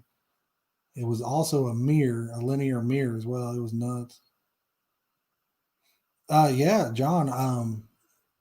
Back in the day, like when hunting season was in, I would go to Walmart and buy up all kinds of that stuff. There's like powders you can get, like apple scented. There's all kinds of stuff. I don't know if they ever helped me or not, but um, yeah, I mean, I've used all that stuff. I did notice that those powders, man, I would put them in. You had to go light on them because it would lock your bait up for some reason. See what I missed here.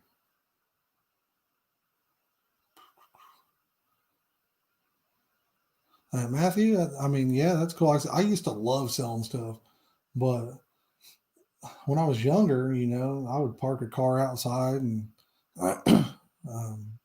put a for sale sign on it or whatever. I always enjoyed cars. That was my thing. Mustangs have always been my favorite car, but I like all cars. And I always enjoyed messing around with cars, trading around, selling them, just having something different. As a teenager, when I got my license, at the age of 16, it literally, it's hard telling how many cars I had at the age of 16. I worked a job and, um, saved up money and I bought one and then I would trade, sell, and get another one. But it's just different now with the age of the internet. I mean, sometimes you just run into, I don't know. You guys know what I'm talking about. Dylan, you'll love those stands. They're great. My favorite stands ever. um, if I had the money, I'd buy another set straight up. We were actually talking about them earlier. The ones made by Champion. What's their is it Fall Sol or something like that? I can't remember the name, but so they make some good stuff. They're pretty too. So and guys, if it look, I'm looking at my computer a lot. I'm sorry, I'm not looking you in the eye, but my computer's down below the camera. Trying to read comments and stuff. And yeah, thanks, Jareth. I mean, it definitely. I mean, for me, it was anyway. I've caught some big fish, and that's awesome. I love catching big fish, um, but I mean, it's the little, the little unique ones now that even just a koi, just an orange koi or a, a goldfish or something. I catch one of those. Oh man, it just gets me so excited. Yeah, I would say, Alan, most, you know, it, to a point, they're all made with alcohol. Um, he got them on Facebook from that Champion Fossil or whatever. But some of them have like liquor alcohol in them too. Um, I believe every flavor is made with, well, not every, but most of them are have a form of alcohol, propylene glycol in them. That's what gives them a long shelf life. But as far as like drinking alcohol, yeah, a lot of people do that. Some people put moonshine. Some people cut their stuff with cheap vodka, things like that. I don't cut my flavor. My flavors are actually 100%. I mean, I don't make that much on them because they're not cut at all. They're really strong. Um, now I have like a few flavors that are called fireball flavors, and they do have some fireball in them. But alcohol PVA friendly. I've never had an issue with it. I imagine. I guess it depends. I guess it really just depends. Are you talking about like whiskey type alcohol or the propylene glycol? Um, the propylene glycol stuff I've used. I mean, I've never had a problem myself, but yeah, vegetable glycerin. If that's what you're talking about, John, that's PVA friendly. I have an awesome video making the goo with the vegetable glycerin.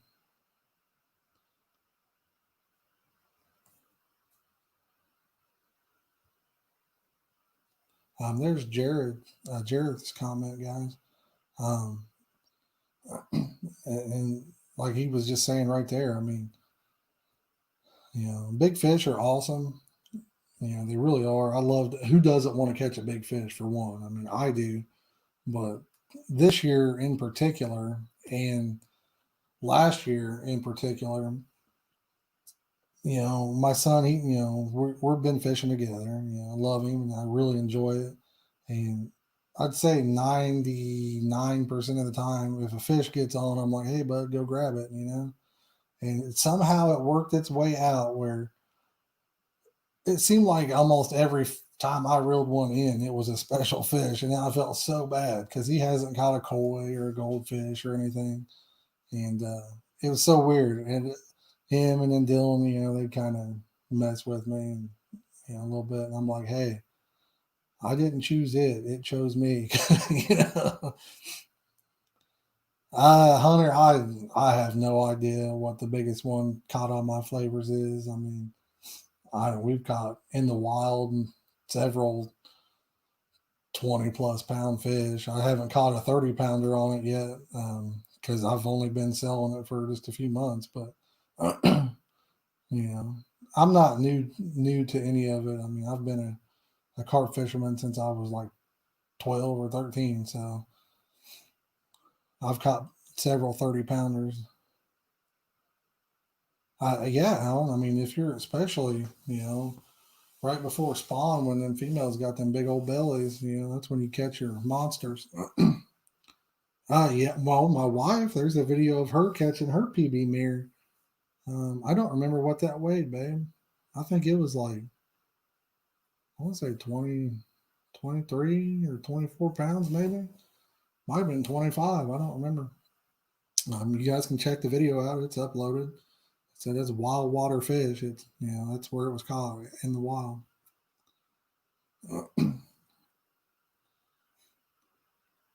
But the secret, Hunter, to big fish that a lot of people don't realize, especially, I mean, in wild waters, is she's not going to tell you where we caught that one at. We have been sworn to secrecy on that hole.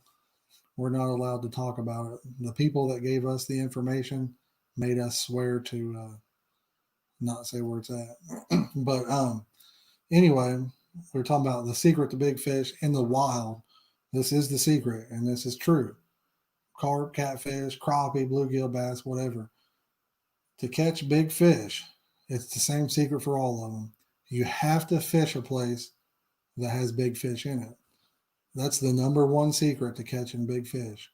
You have to fish a place with big fish. There are a lot of places, especially in Indiana, that are loaded with fish, but they're not big.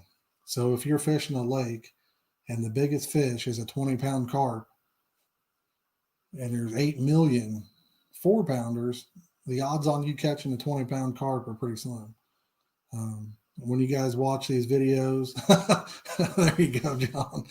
But when you guys are watching these videos where people are catching 50, 60, 70-pound catfish or carp that are 30, 40 pounds, 50 pounds, they're fishing places that have those kind of fish in them.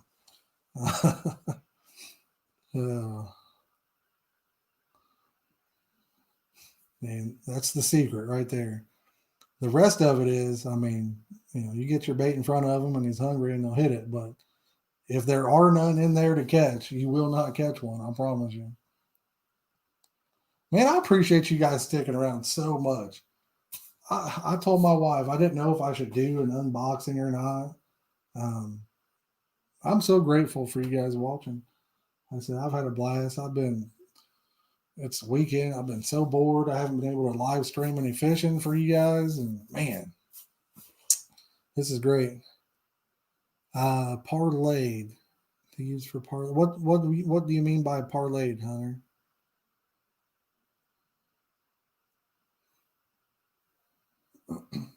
I'm not sure what parlayed means.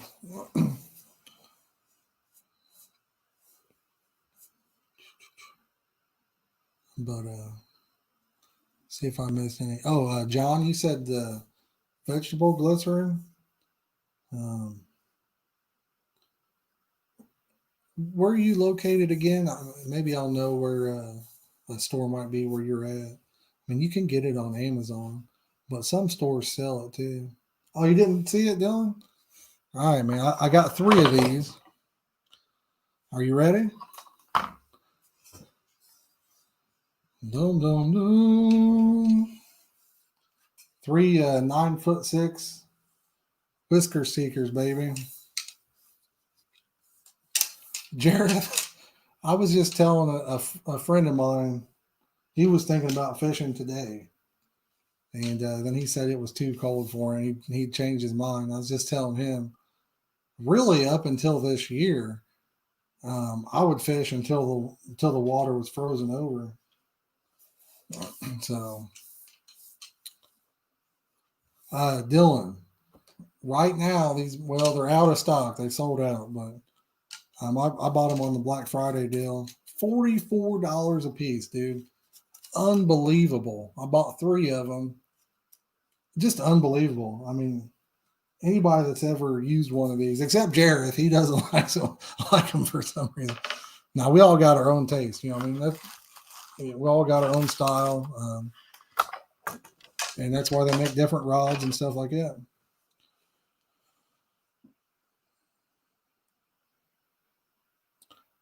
John, I'm like, I mean, I know this sounds weird, but I'm really anal about a lot of stuff, like matching or whatever. So when I fish, I don't feel right if my like I have to have the same three reels. You know what I mean? They have to be the same color, the exact same, and they have to be on the same rods.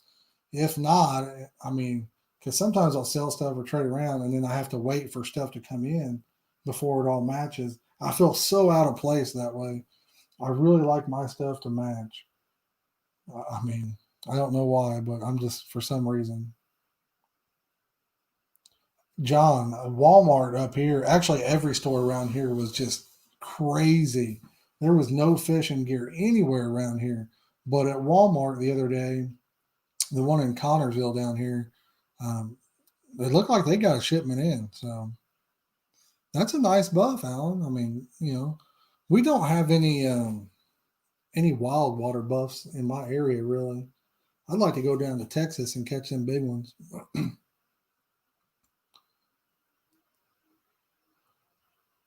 Yeah, I mean the Ohio River, big a great place for them. But yeah, Connorsville, it looked like they got a shipment in. I don't know about the Richmond or Newcastle one, but Connorsville had all kinds of fishing gear in it. I think it was last weekend or something. Do I ever fish? Yeah, I fish all the time. And I think you'd asked me a question, Hunter, or somebody did about a good bait for a parlay, and I wasn't sure what that was. If I missed the answer to that, I apologize. If you want to let me know what you meant.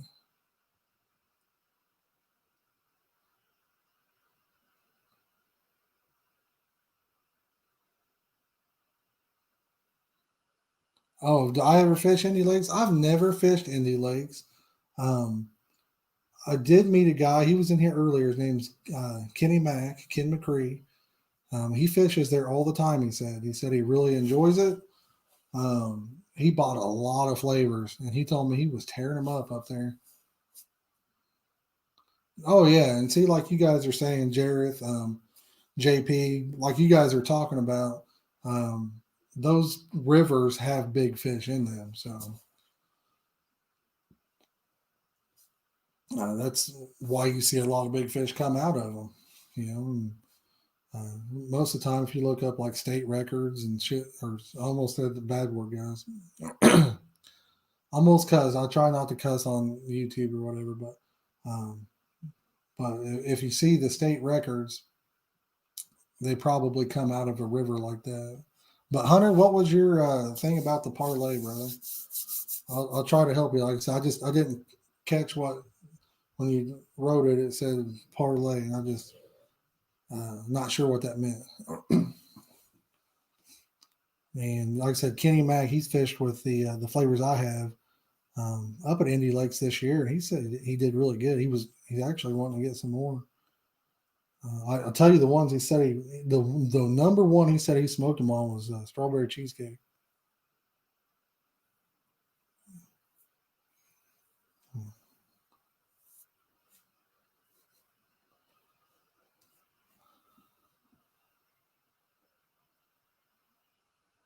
Oh, okay. Pay Lake, you think, babe? Well, if he meant Pay Lakes, then uh, I mean, obviously, chow is what a lot of people use at Pay Lakes. If they allow it all year round, then that's probably your best bet. Um, Millet is probably a really underrated bait. I love millet. If you guys watch my videos, almost the whole year I use millet. A few years back, I used millet for like 2 or 3 years in a row, and that's all I used. Tore them up, caught some monsters, caught 30 pounders in the wild, just tore them up. And then started using some of the other baits that I have in videos. And then this year, bam, I was like, yeah, I'm going to throw some millet. And then it's like, just caught so many fish, I just couldn't switch. Hunter, there's like a lot of people that believe deeply in the different time of year for the stuff. So I've just from my personal experience, I haven't really found it to matter much. And like I said, I did grow up fishing pay lakes, but a lot of people will tell you, when it's spring or whatever, use your grits or even chow. Chow they'll tell you all year round, really, if the lake allows it. But grits in the spring, probably moving into rice and oats after that, and your millet. I mean, I couldn't tell you. I don't think it. Whatever I tell you is not going to just put fish on the bank. There's more to it than that.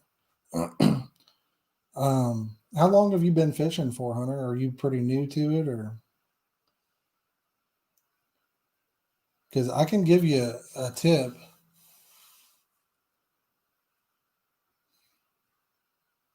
Oh yeah, millet. It really attracts I mean, like I said, we caught big mirrors this year, grass carp on it. We caught a bunch of grass carp this year on millet. Some big mirrors, commons. Um, I've caught more koi and things on millet than any other bait too, so they love it. Koi love millet, and like I said, that's what I really get into catching nowadays. JP, you like rice? I remember I threw rice when before. I mean, some people around here had probably used it before me that I just didn't know about, but I wasn't the inventor. I was told about it. I actually this was like I found it on the internet, kind of when we had dial-up internet and all that crap.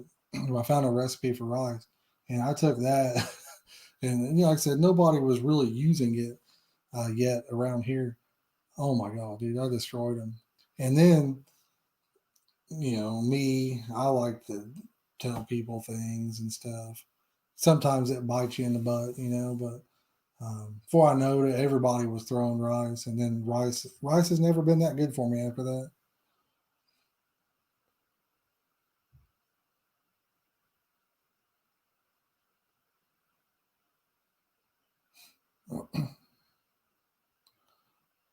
Panko is actually really expensive, isn't it, John? Um, Thanks for your service, Hunter. We appreciate you. Uh, like I said, my thing is once you get into the wild, I just think there's less. Like I said, I'm the type of guy that I don't know. You guys know what I'm saying, like on selling stuff and whatever. So I think there's less stuff that happens in the wild. It's more. Well, there's really great people at the pay lakes. There's also sometimes drama happens and whatever, and I like to stay out of that. Yeah, ketchup rice, that's good. Um, like I said, just for me personally, the rice baits at the pay lakes had, back when I did use it a lot, it really went downhill when everybody else started. Another bait that's great is soybean meal, wild, whatever you want to use it for. It's super cheap and it's really underrated. I've caught some of the biggest fish of my life on soybean meal, carp and catfish. Jareth, the hulled millet. Um,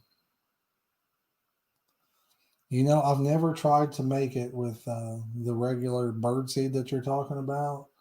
Actually, the last time I bought my particle mix that has hemp seed and pigeon feed and all that stuff in there. Um, the guy's like, "Oh yeah, I have whole millet," and I said, "Sure, it's whole, or is it just white millet?" And he's like, "Oh no, no," because I showed him what I had in the vehicle, and he's like, "Oh, it looks just like it."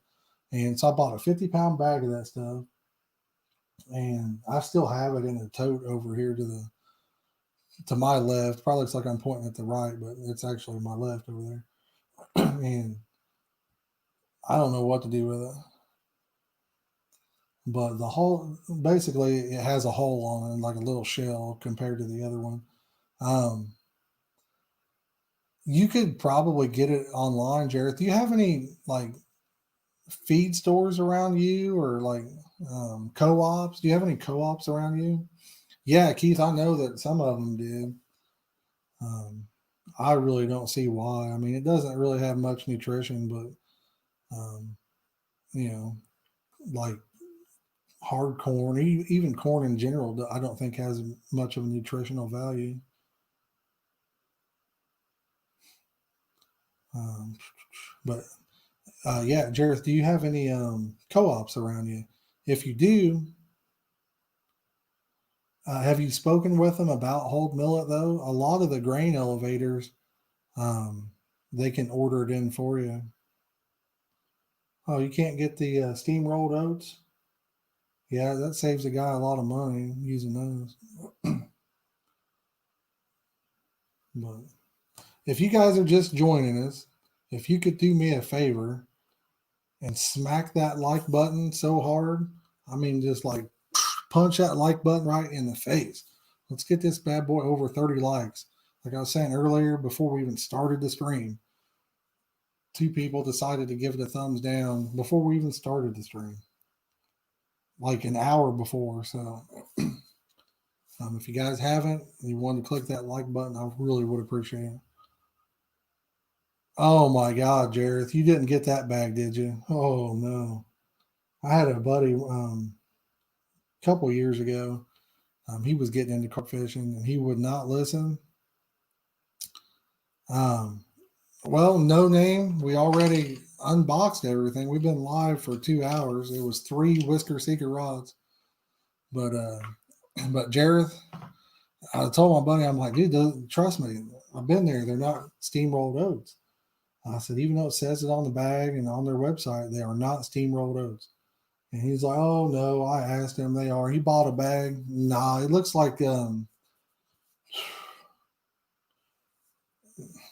hard to explain it, but not even close to a steamrolled oat. You've had them, so yeah. I mean, you can't fish with them. They're not an oat that you can make pack or anything like that. They look more like I don't know, like a barley or something like that.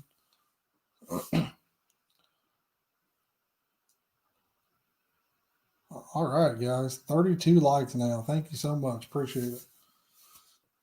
If you're new to the channel, consider subscribing. We have a giveaway going on that ends tomorrow. We'll be live at 3 o'clock to choose the three winners for that. Oh, okay. Awesome. Well, we had actually unboxed it before, but like I said, we got three of the 9'6" heavy action rods from Whisker Seeker, Chad Ferguson rods. And then what they came with for the Black Friday deal, you spend so much money and they just threw you in a mouse pad, which I'm, like I said, most people wouldn't care, but I'm excited about it because I bought a new computer for editing. Tired of doing it on junk, and it come in with this bad boy here, the Gator. Um, we tried the Gator on first time I'd ever wore one. I don't know how effective they are, but we tried it on. Yeah, I don't know, Jareth. I don't even think I'd pre-bait them. It's like they have like a shell or something on them, and I don't know. It could be harmful to the fish. I don't know. They're the ones you got. It's kind of like got little sharp ends on it, doesn't it? The ones I had did. And like I said, on their website, it says, and it still says that it says steamrolled oats. And if you ask somebody that works there, they'll tell you they are, but they're not. They absolutely are not. You wear the gaiters, JP? The one thing I was thinking that would be cool with, because I'm not, I don't, I mean, if you guys are into wearing the masks or whatever, that's cool. But I'm not into the mask deal. I don't feel like it helps. I've had, um, when I go to stores and stuff, I wear my masks, and I've had COVID twice. So I had it at the beginning of the year, and I had it a few weeks ago. Um, so I'm not a believer in the mask at all as far as it helping. So it might be cool to just when I wear my hat, have this around my neck and pull it up. I'm sure it offers no protection, but the mask apparently doesn't either. Dylan, no, I'm. Oh, the 50-pound bag. I don't think you would want to use that for. It's in a tote actually, but I don't think you would want to use it for fishing. A buff, yeah, I love catching buffs. Chiz, carp fishing. What kind of bait would I throw this time of year? Are you talking about wild water? Where are you fishing at? Um, that would make the difference. Like I said, I'm not a competitive money fisherman at Pay Lakes anymore. Gave that up years ago. But Pay Lake, chow, go chow. Um, and if you want to save yourself a little money on that chow, go with a soybean meal chow combo. Use eggs to make it, and you'll have you a great bait, and that really makes it cheaper on the old wallet. Yeah, I mean that's yeah, we could feed it to Walter, babe. I don't think he'd eat it either. Birds might like it. That's what it's for. John, while I'm on the same page as you, the max thing. I don't think that's the answer, but I'm not. I mean, I'm not a scientist or a doctor. I do have a PhD in stupidity. I've had that for years. But other than that, I don't know. The drawing, John, just the last video I posted is for the giveaway. Yeah, chow's expensive, JP. I can see why. So if you find the last video we posted, just watch it, and then you'll like that video on YouTube, comment on YouTube, share it anywhere you want. Make sure you're subscribed to the channel, and then you'll you'll be entered because I'll be using a random comment picker to choose the winners. If you're talking about on the Get Bent Flavors page, um, that's where people there were 10 spots and people would send $10 in. You could buy as many spots as you wanted, but it costed $10. You would get to choose your spot if somebody hadn't done it yet or not, if the spot was open, and then we used a random number generator to find out who won.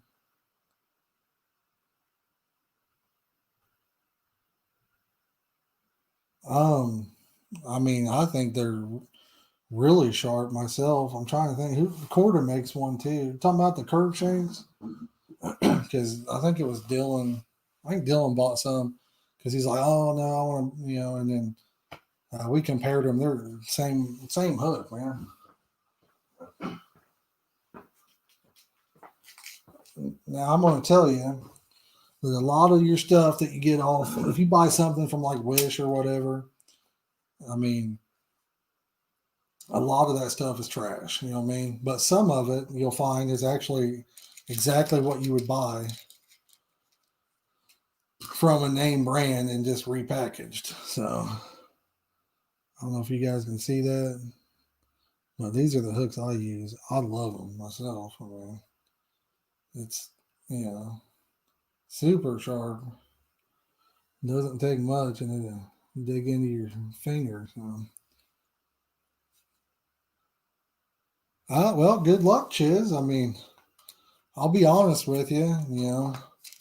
I make, I have a flavor company, and the stuff that I sell for $6 a bottle, if you were trying to make it at home, to buy it in smaller quantities and make it yourself, it would cost more than $6 a bottle to make. Zach, I have 2 videos on that bait uploaded. That is a great bait. I mean, there is nothing wrong with that bait at all. I've caught a bunch. Jareth, I appreciate that. I really do. And if anybody wants to help the channel grow, if you're going to buy something on Amazon, just click one of my affiliate links and then go do your shopping. You don't have to buy the thing that you clicked on, and whatever you end up buying, they give us like it's only like 1% a cut or whatever, but that stuff can add up. I mean, we get anywhere from $5 to $10 a month from that. Two is my favorite, Jared. Flavor, Dylan. If you want, just watch the previous video and it'll show you how to enter. It's free to do.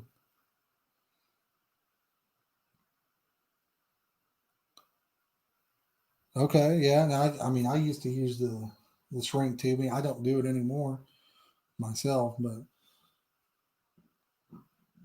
I mean, you could never have the. I guess I was gonna say you could never have too sharp of a hook, but I'd be lying to you because if you get one that's too sharp, then when anything touches the actual point, it'll bend the point. So let's say you're reeling it in and you hit a rock, it'll bend the tip. So, and I'm not a guy that's gonna, change my hook out every single time I use it. No, it's not corn syrup. Chiz, like I said, I have a flavor company. I share everything I can, guys, everything, but I can't tell you how to make flavors. And the sad part is, I know a lot of people don't believe it, and they think people are getting rich off of it. So, like I said, I actually had a conversation with Jareth about it. Um, the truth is, if you were to make the flavor yourself, you would spend more than $6 on that bottle, and that's just the liquids to do it, and that's not including the bottle. So, um,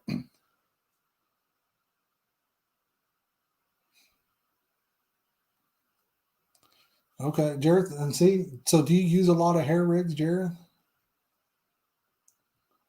I'm not a hair rig guy. I've tried them. Sometimes I'll fish them side by side with the bead, but I always go back to just what I call a pay lake rig because I do just as good and it's less work, less effort in tying my rig.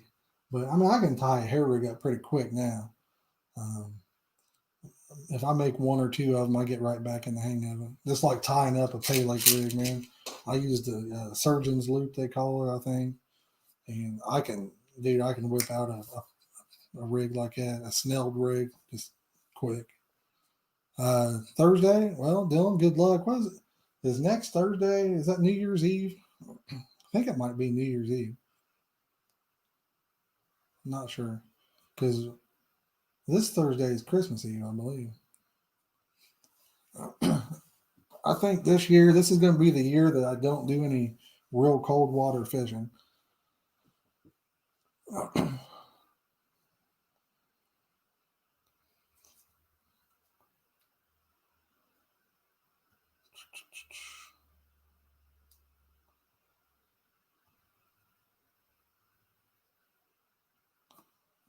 Yeah, yeah. I think this year, as much as I love to fish, the older I got, the worse the cold weather is. I'd fish, I'd get everything set up, and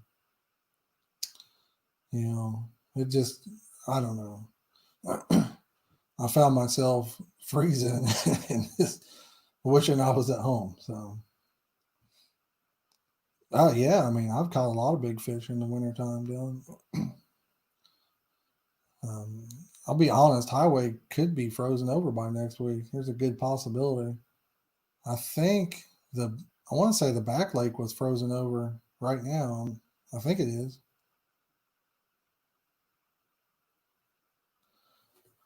John, thank you for stopping in, brother. I appreciate you so much. Um, and like I said, if you want to join us tomorrow at 3 o'clock, we'll announce the winners. We'll choose them live during the stream.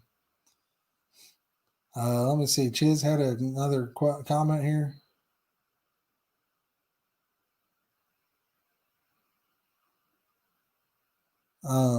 Yeah, and Chiz, like I've seen those videos. I probably watched the video you're talking about, and that right there, it probably wouldn't even last very long. Um, I doubt it would have much of a shelf life. And doing it that way now, it'd be kind of a natural type. Probably wouldn't be very potent. Hunter, I am 39 years old. How old did you think I was? Just curious.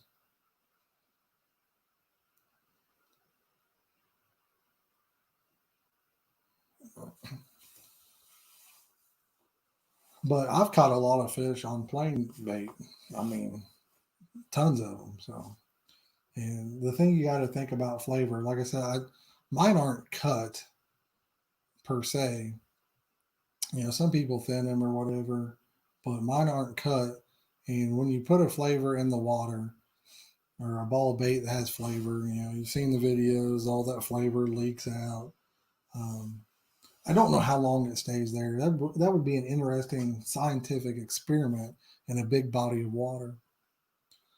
Uh, so I would say if you caught a fish, probably an hour after you threw out, maybe there's no flavor around it an hour later. I don't know. It's very possible in a big body of water. But I mean, I like using flavors myself. Peach has always been one of my favorite flavors. Red peach I've always loved it. I have red peach. It's a great flavor. I have in the spring. I may have a corn flavor and had some samples, but they're gone now. And oh my goodness, you talk about smelling like corn. I mean, strong, strong, strong. I was using them on pickups, and yeah, crazy strong. Well, hey, what's up, Jake? How you doing, brother? You're joining us a little late. We're going to be calling it here shortly. I can't believe we've been live for 2.5 hours almost. It's nuts. Like I said, I appreciate you guys sticking around. We've been 18, 15 to 20 to 30 people watching. So hated to shut it off. I've been so bored lately that I've been missing the streams with you guys. A jacket. Where'd you say you were from again? Jareth, yeah, I'll have it. Um, like I said, I didn't want to invest in a whole bunch of it at the moment due to wintertime. If you lived up here in Indiana, you'd have a jacket, all right. You'd be wearing a coat, brother. We got us one of these gators, man. We just unboxed. We have to try that bad boy out.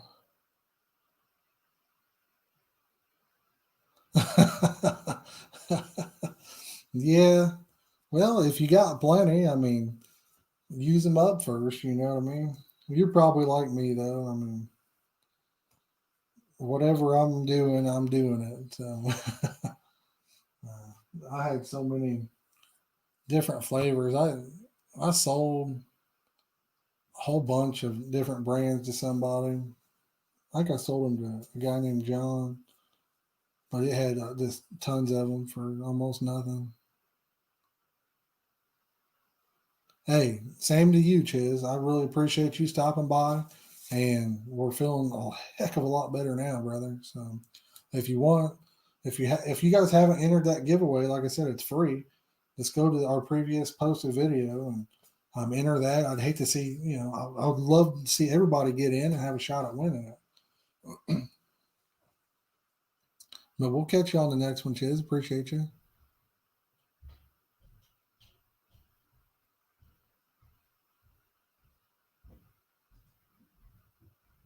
60 degrees.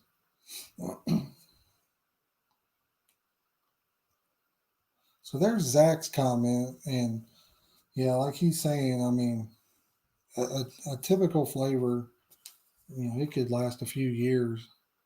I mean, it could go bad before then, but they have a really long shelf life. I would imagine. Uh, I mean, I'm not a chef per se, so I'm not sure what you were using for it, but I imagine the things you were using probably don't have a long shelf life.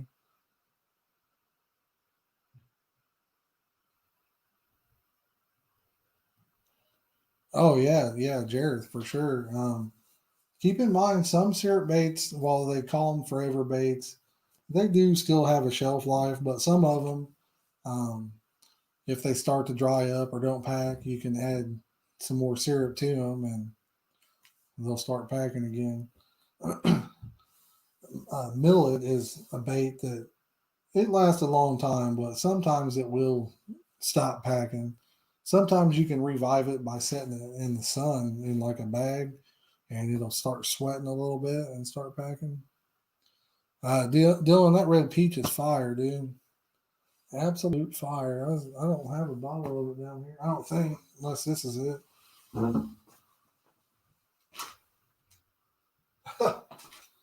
I do have a bottle sitting down here. I have no idea why I have one down here, but well, let's turn it red peach right there. I wish, Jake. I wish.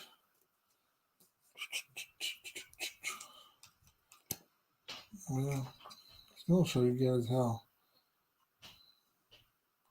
red this bad boy is, but I don't think that's going to work out. The cap, the seal and the cap come out. Can't really show it to you unless I had something white. Look, hey, I'm going to give her a little taste of it.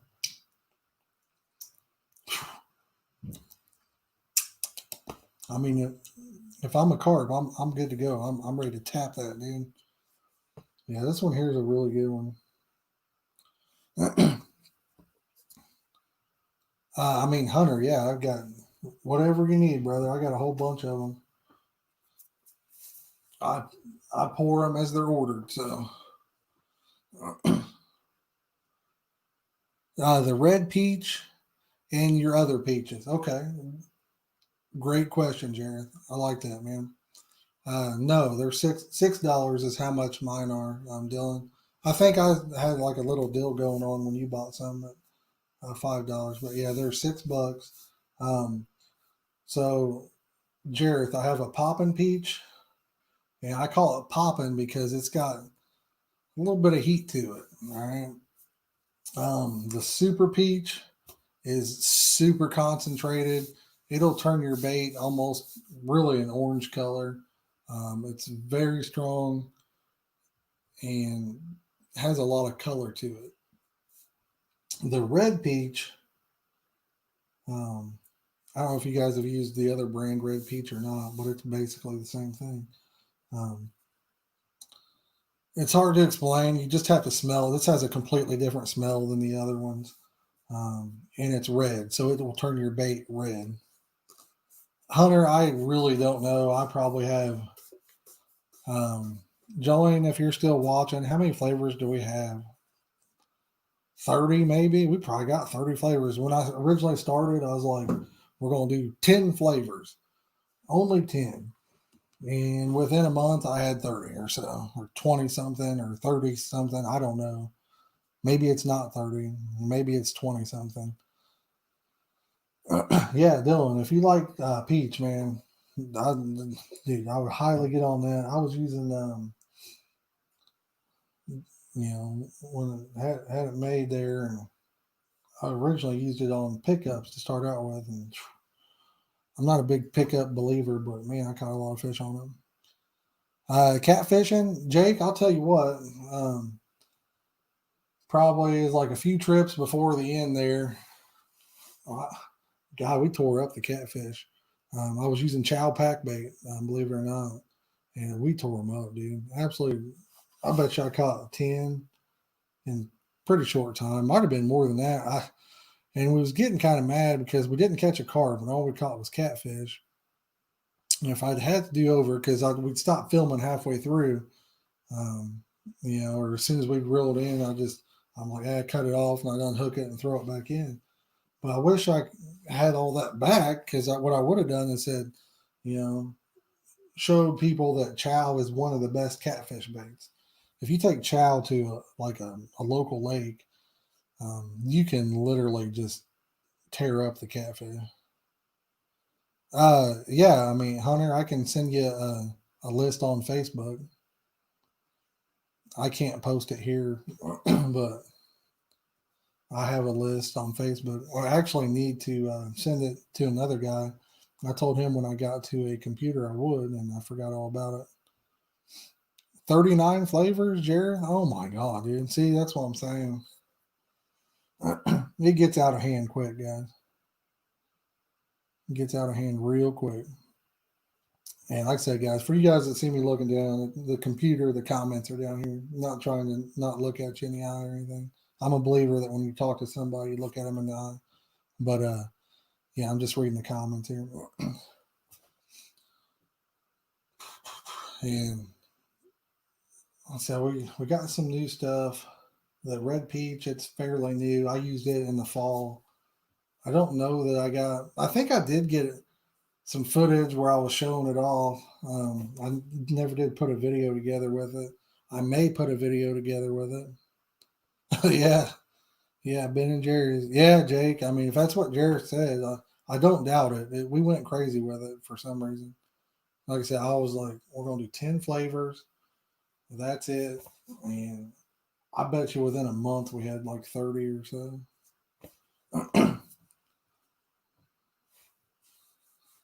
It gets addicting. It really does. If you guys wanted a recommendation on which ones to get, if somebody wants to buy some, I could certainly give you one. I have my favorites already. So, Zach, thank you for stopping by. Um, I'd say have a good day at work, but I feel for you, brother. On a Sunday, that's going to be rough, man. If you get a chance, we're going to find out who the giveaway winners are tomorrow at 3. If you want to stop back by, but good night, and I hope you do have a good day at work. Hope it goes by quick for you. um, One of the flavors that's like I'm not a big strawberry guy. When I was younger, I used it a lot, but it's kind of seemed like everybody uses strawberry now, or like in the wild, or you see people using the strawberry jello. But the strawberry that I have is probably the best one, or at least my favorite. And I'll be like, I'll tell you, I'm not here to put anybody else's down. Just like the one flavor that I need to get going on good um, is I need a really good butternut, guys. That's what I need. I'm still on the search for the really good butternut. Awesome, Zach. We'll catch you on that one. But the strawberry, I love it. Banana, it's fabulous. And you mix them together, you got your strawberry banana, and I mean, that one's fire. The super peach, I'm a peach guy, so super peach, red peach, awesome orange. I love the orange one. No, I'm not going to sell the rods, Dylan. I bought them to put them to work here this summer. I wanted 3 more longer rods because I only had 3 9'6" ones before that. But the blueberry cobbler, oh wow,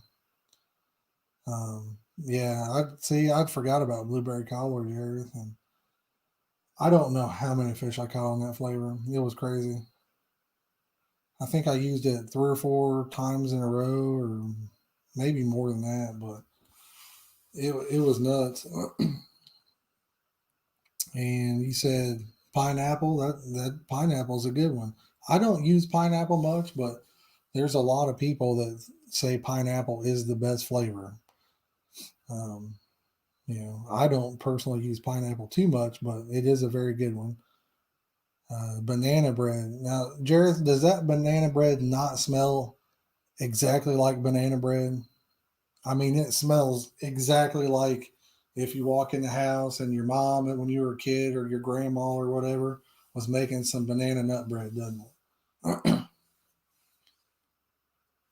Blueberry is exceptional in chow, but Dylan, also millet. You know how many fish I caught on that when in the millet?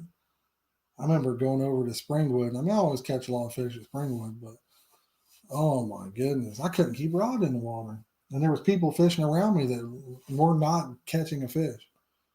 And I had 2 spots, one for me and my son, and we're talking, I don't know, 40, 50 yards apart, maybe farther, and you know 3 for him, 3 for me, and I could not keep a rod in the water. Got live, we live streamed it. I mean, crazy.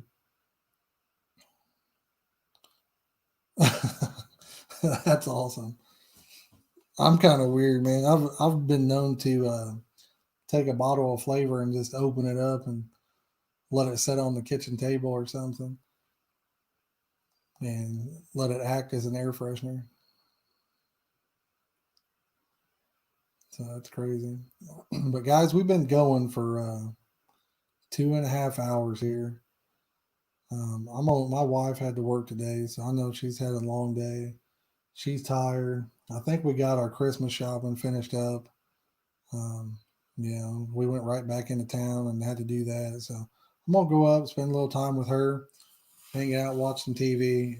Like I said, though, tomorrow 3 o'clock, we're gonna be going live and choosing the three winners live on stream for the flavor giveaway. If you haven't entered yet, make sure you check out the video. If you're new to the channel, don't forget to like and subscribe. We do giveaways all the time. Try to make it fun for you guys. We do what we can anyway. I do appreciate everybody being here, and we'll catch y'all tomorrow at 3 o'clock. Jareth, Dylan, whoever's watching, we'll catch you tomorrow, guys. Peace out.